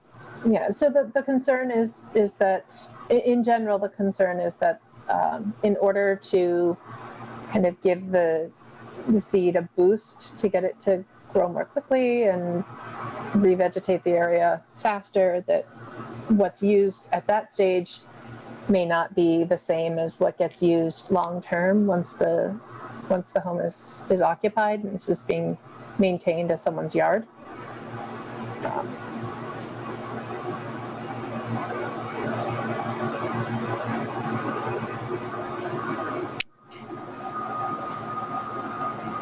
Okay.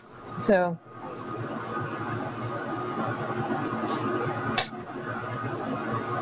does that make sense? Should we carry on, or is that? We can either do that, or we can, either do that, or we can use this section to reference use of organic and or slow release fertilizers, consistent with special condition, whatever that number ends up being. Let's just do that. Professional condition. That's 63, I believe. But I think the number is going to completely change. Oh, well, I thought we were just going to have it reflected in the minutes. Oh, that's true. Yes, you can do that. Yes, sorry. It's okay. We're good. Cool. Let's make it more complicated. And so then finally we have C as an as-built plan. Right. Of 61C.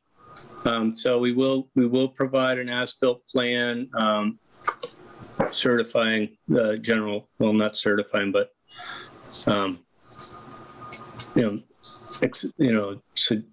that the plan is in compliance, the areas meet what was proposed. Yeah, and so in the commission is, my understanding is the commission has said that, a swing tide method of, yeah, some method. Measuring that is okay. It doesn't need to be, Well, I may just go out and survey those areas to make sure that the areas meet what they're supposed to. Just so we're not surveying the entire property. That's acceptable. Yeah, no, the goal is not, the intent, I should say, was not to have the entire property resurveyed, just those elements that are related to compliance with the order of conditions. Okay. If we can do that, then let's keep it to that, keep it simple. 65, we just have dumping is prohibited. Like to strike through if it says of leaves, grass clippings, etc. Mhm. And I'd like to strike through into the buffer zone because the whole house is in the buffer zone. So he's going to have some leaf clippings, if he breaks the yard and so on, unless he has to haul them, unless you want him to haul everything out of there. Well, it sounds like just since everything is within the buffer zone, just removing within the buffer zone, but we just wanted to say wetland resource areas. Yes. Okay. Yeah, Don't sorry. I misread it. Is that reasonable? I think so. Others? I'm good with it. Thank you. I think that's it. Okay. And like I mentioned earlier, the errors in the finding of fact, those will be corrected. I have a record of those. That will be included in the minutes as well. Great. Yeah. Thank you. Mm-hmm. Thank you all. Elodie, Bill, do you have any other questions, comments?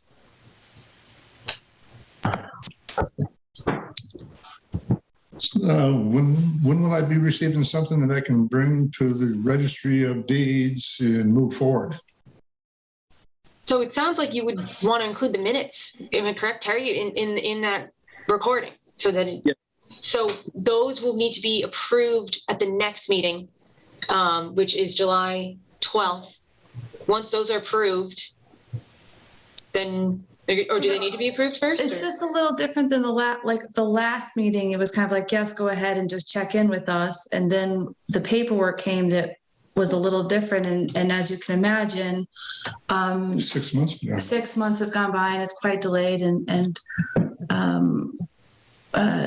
my father would like to have a housing, which is an essential need, and delaying meeting to meeting.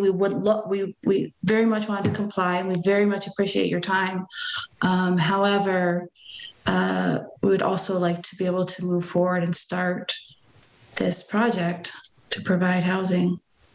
What is the schedule for your contractor, Bill? 6 months ago, sorry.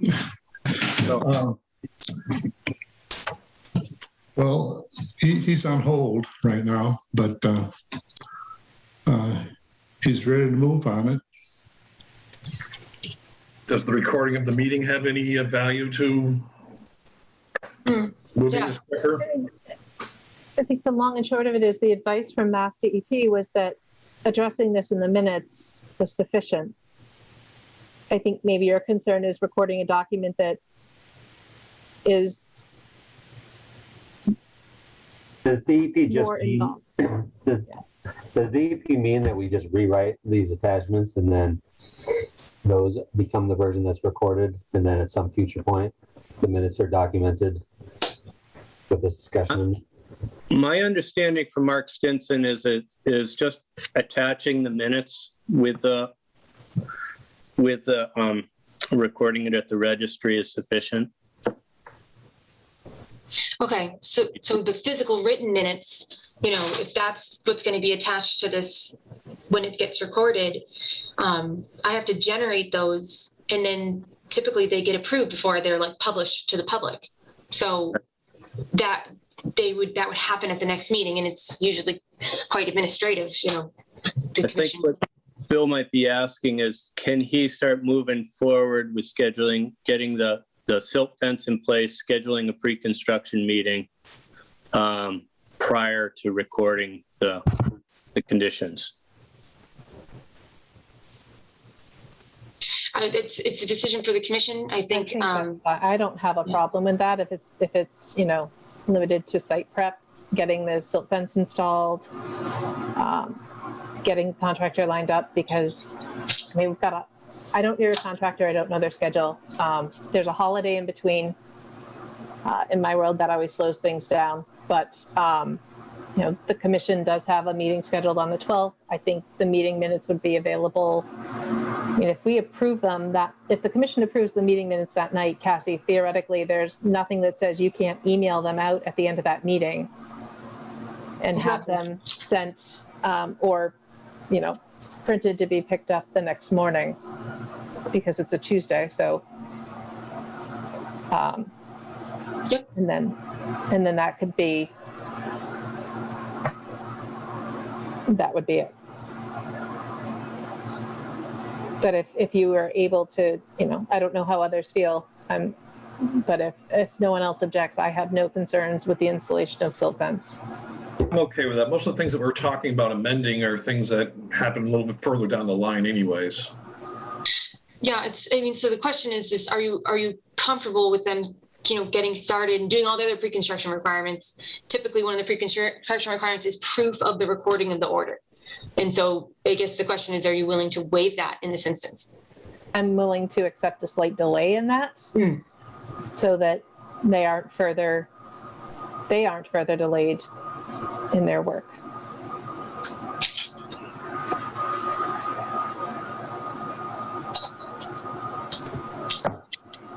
Do I have this correct, that in this meeting, the minutes will reflect that, yes, we can begin pre-construction, knowing that July 12th, these minutes will be written and approved, and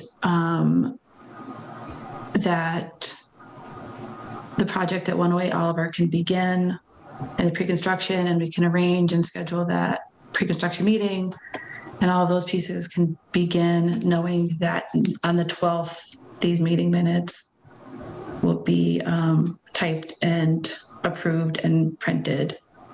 Yes, is that correct? That work can proceed prior to the recording of the order. Okay, I see. No, thank you so much. Yep. No, of course.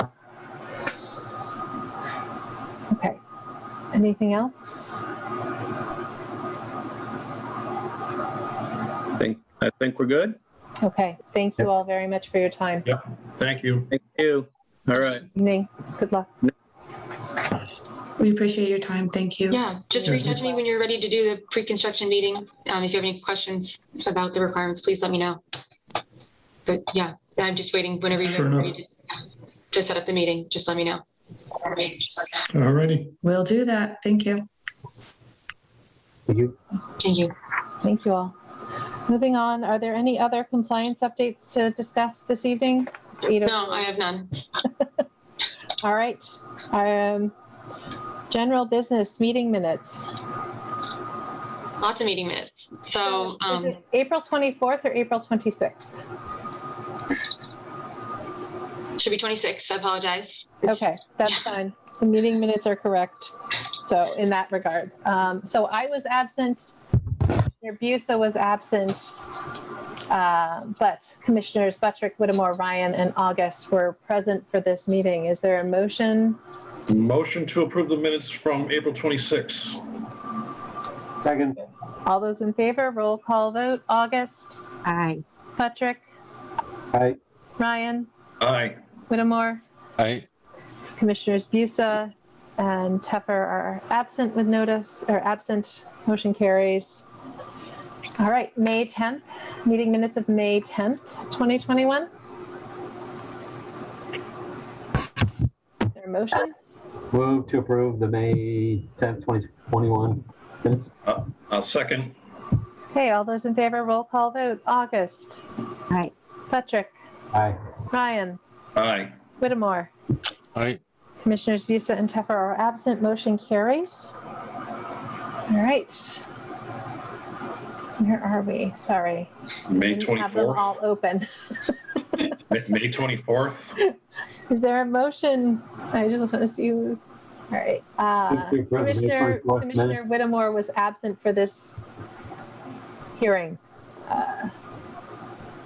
Yeah, we might have to. Do we have quorum for this without me? I can be a part of a quorum. Motion to approve the minutes from May 24th. Is there a second? Second. All right. Roll call vote. August? Aye. Buttrick? Aye. Cody? Aye. Ryan? Aye. Okay. Commissioner Whittemore will abstain as being absent that day. Commissioners Busa and Teffer are absent this evening. Motion carries. June 14th, 2021. Is there a motion? I'll move to approve the June 14th, 2021 minutes. I'll second. Wait, do we have them here?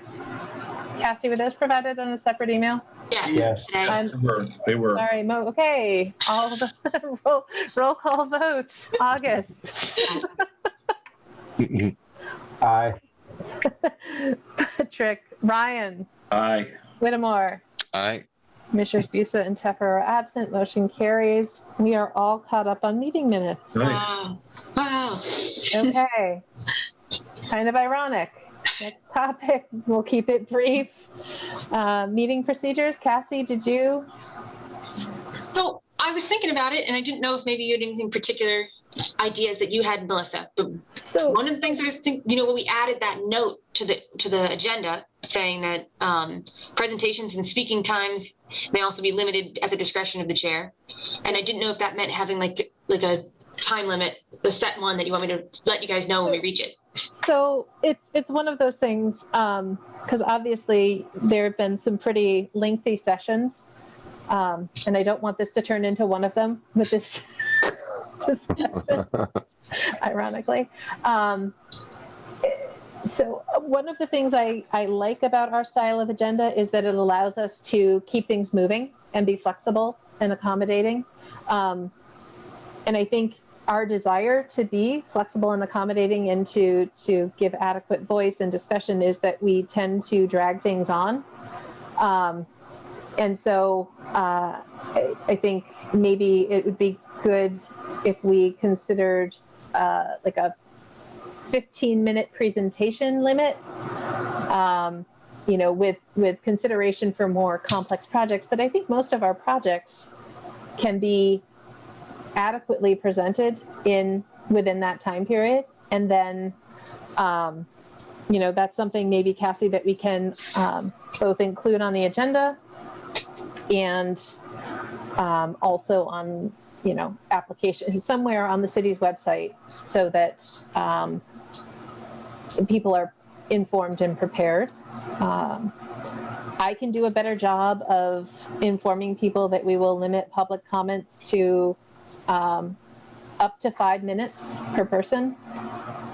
And then I can do something like run a timer and thank people for their comments. So I'm not sure if others have ideas. I don't know how others feel about marathon meeting sessions. The problem is that we review the drawings in incredible detail during the meeting, and we go over the conditions during the meeting. No other commission on the entire planet Earth does either one of those two things. And it is extremely time consuming.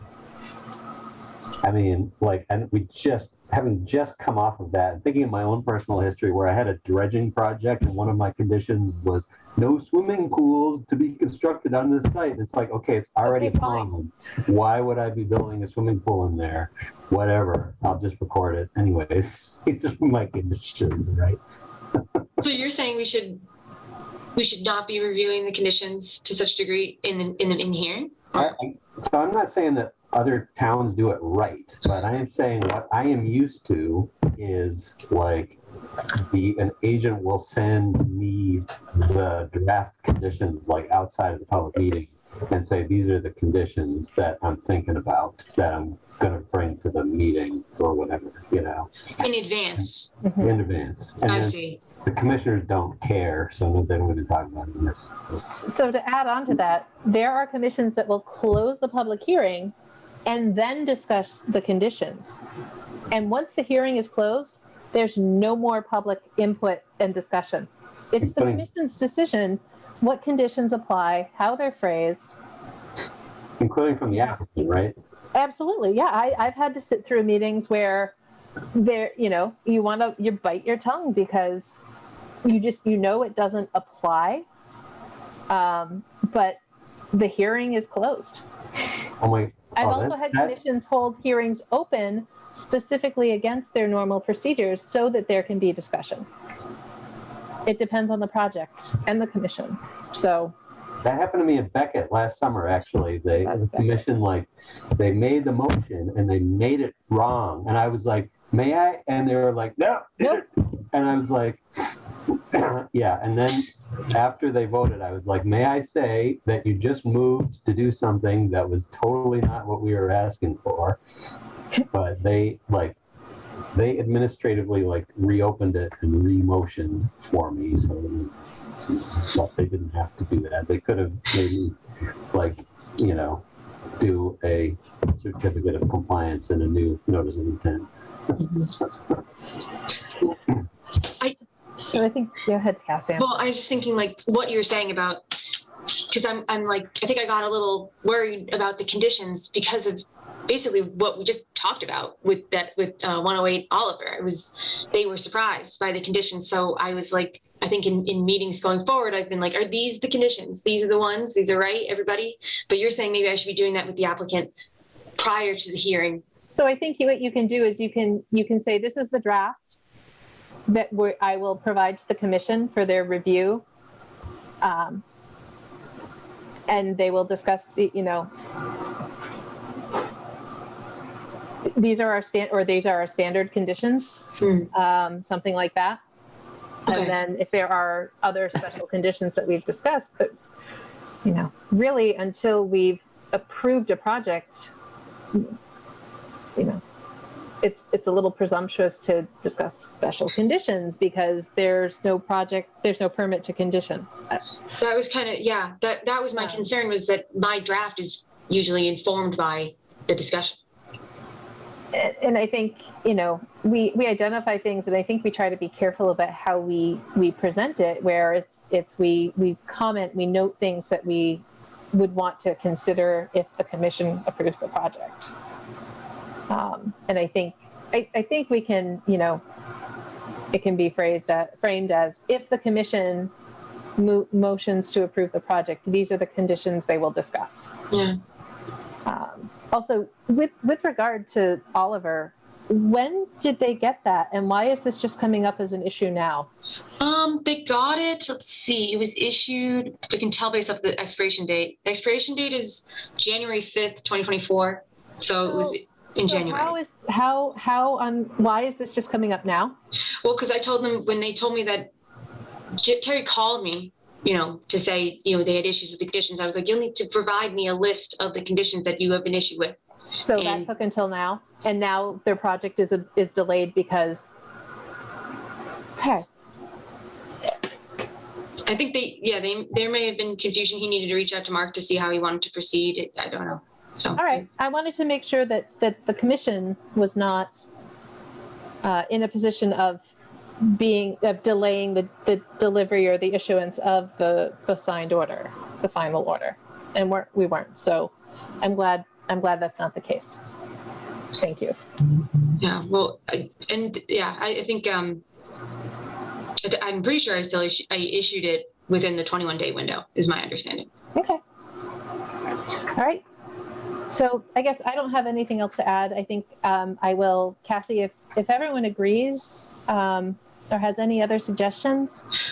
I did have one suggestion kind of similar to what you're describing, but maybe in a simpler way. It's just like letting people know, you have, for your hearing in its entirety, this is the amount of time the commission wants to try to spend on it. I'll let you guys know when we're reaching that time limit, and we can make a decision like, hey, this is going to get continued anyways. We should stop now and continue it now and just do it that way. Like, hey, this is a really long discussion. It's already been an hour. Let's continue it because we know we want it to be continued for these things we've already identified, and just do it that way. But we can make a call at the time if we're wanting to continue. Yep, and I think that's fine. I'm fine with informing people at the beginning.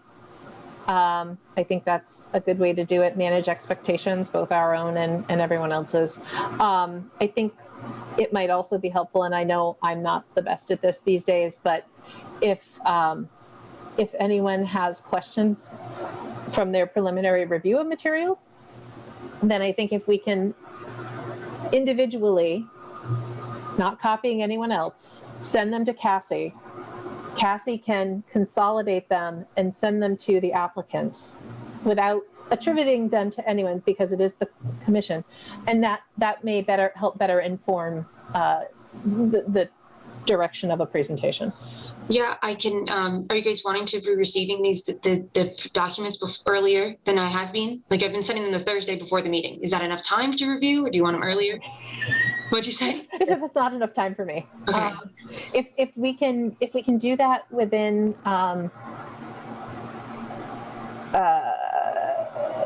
by a day or two after the deadline for the meeting, so almost like a week and a half prior.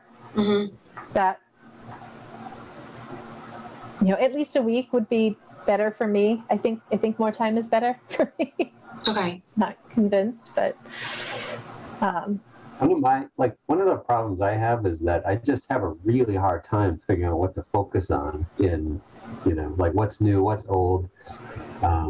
It seems like when I get a hard copy notice of intent, it's all like you open it up and it's all in the correct order, but I feel like a lot of the applications we're getting is like 10 different files. Some are Word files, some are PDFs, some it's emails, and I'm like, I don't know what we're reviewing, like what's part of the application and what's like supporting material. So I'm like, and Google, or I guess Office 365 just does not like I open it up and then I click like next to the top, but it brings me to the next file and not the next page, and I'm just like, I'm just gonna go work on this work email now. I know that that's a good point. I mean, the Outlook system is not ideal. Yeah. The city is in theory going to be switching to Google at some point, but that's not really here or there for this discussion at this time. But I can try to organize things better. I know, it's kind of all just like thrown in there, and then I say like, go, like here's everything, because I think I get concerned that I don't know. Like it's harder for me to anticipate what will be relevant. I mean, it's all relevant. It's all part of the file, but I can try to organize it somehow better. So I theoretically, an applicant should be providing a single permit application, and I'm guessing that because of file size limitations, maybe that triggers in some cases a need to provide it piecemeal. Mm-hmm. But if you have the opportunity to number things so that they're in the order in which they would be presented in hard copy, or maybe some people just need paper. Mm-hmm. I'm not sure what the best answer there is. I think it's separate but related, right, for sure. So yeah, with that in mind, go ahead, Dan. Sorry. So like I'm in the Lathrop one right now, for example. And that one's the craziest one ever. So yeah, but if I go into the 2020 NOI folder, then there's a series of numbered files. There's 1 NOI Lathrop Trails, 2 NOI Lathrop Trails forms and transmittal, 3 the plans, 4 the abutters notification. But then there's other files. There's another NOI Lathrop Trails Easthampton. She said that was one where she was concerned about the file size, so she submitted as one document, which is the NOI Lathrop Trails Easthampton submission, okay. And then she also split it up with those 1 through 4. Okay. And that next file is the comment letter from DEP, and then he sent me supplemental information about crossings as well that I threw in there. Okay.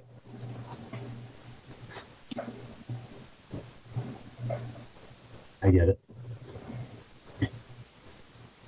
So I don't know. Maybe for me, it's just a matter of not having enough time to focus on it. Okay. So can we chew on that a little? Mull that over in our own time and space. Yeah. And get back to Cassie with suggestions, because it's now 8:20, and if I don't want to be completely ironic about this discussion, I think we need to shuffle on. Yeah, you're out of time. Yes. Thank you, Jay. Yeah. I'll try to get everything to you guys earlier than I have been. And this gives me an idea of how to rework the files and how they're kind of organized inside the file structure. So let me see if I can work with that too. Yeah. Okay. And I guess before we do, I've noticed Eileen Griffin has been patiently listening. I don't know if there's something that in particular. No, she. That's my intern. Oh yeah, welcome. Thank you. Yeah, sorry. She's doing a really good job, I should say, for the record. Excellent. How did Cassie get an assistant already? She knows what she's Pretty doing. good. Right? That's pretty You got to good. take lessons. It was all Eileen reached out to me. She was very like proactive and reached out to me. So she's getting Alright. after it. I'd like to request an assistant. Duly noted. Motion to adjourn. Second. All those in favor, roll call Third. vote. August, Aye. Buttrick, Aye. Brian, Aye. Whittemore. Aye. Motion carries. Thank you all so very much. All right. Good night, everybody. Good night. I gotta add too, if some of you said aye faster, then we'd cut at least 20 seconds off. Good night. Ooh, yeah. All right. Bye, Bye, everyone. everyone. Good night.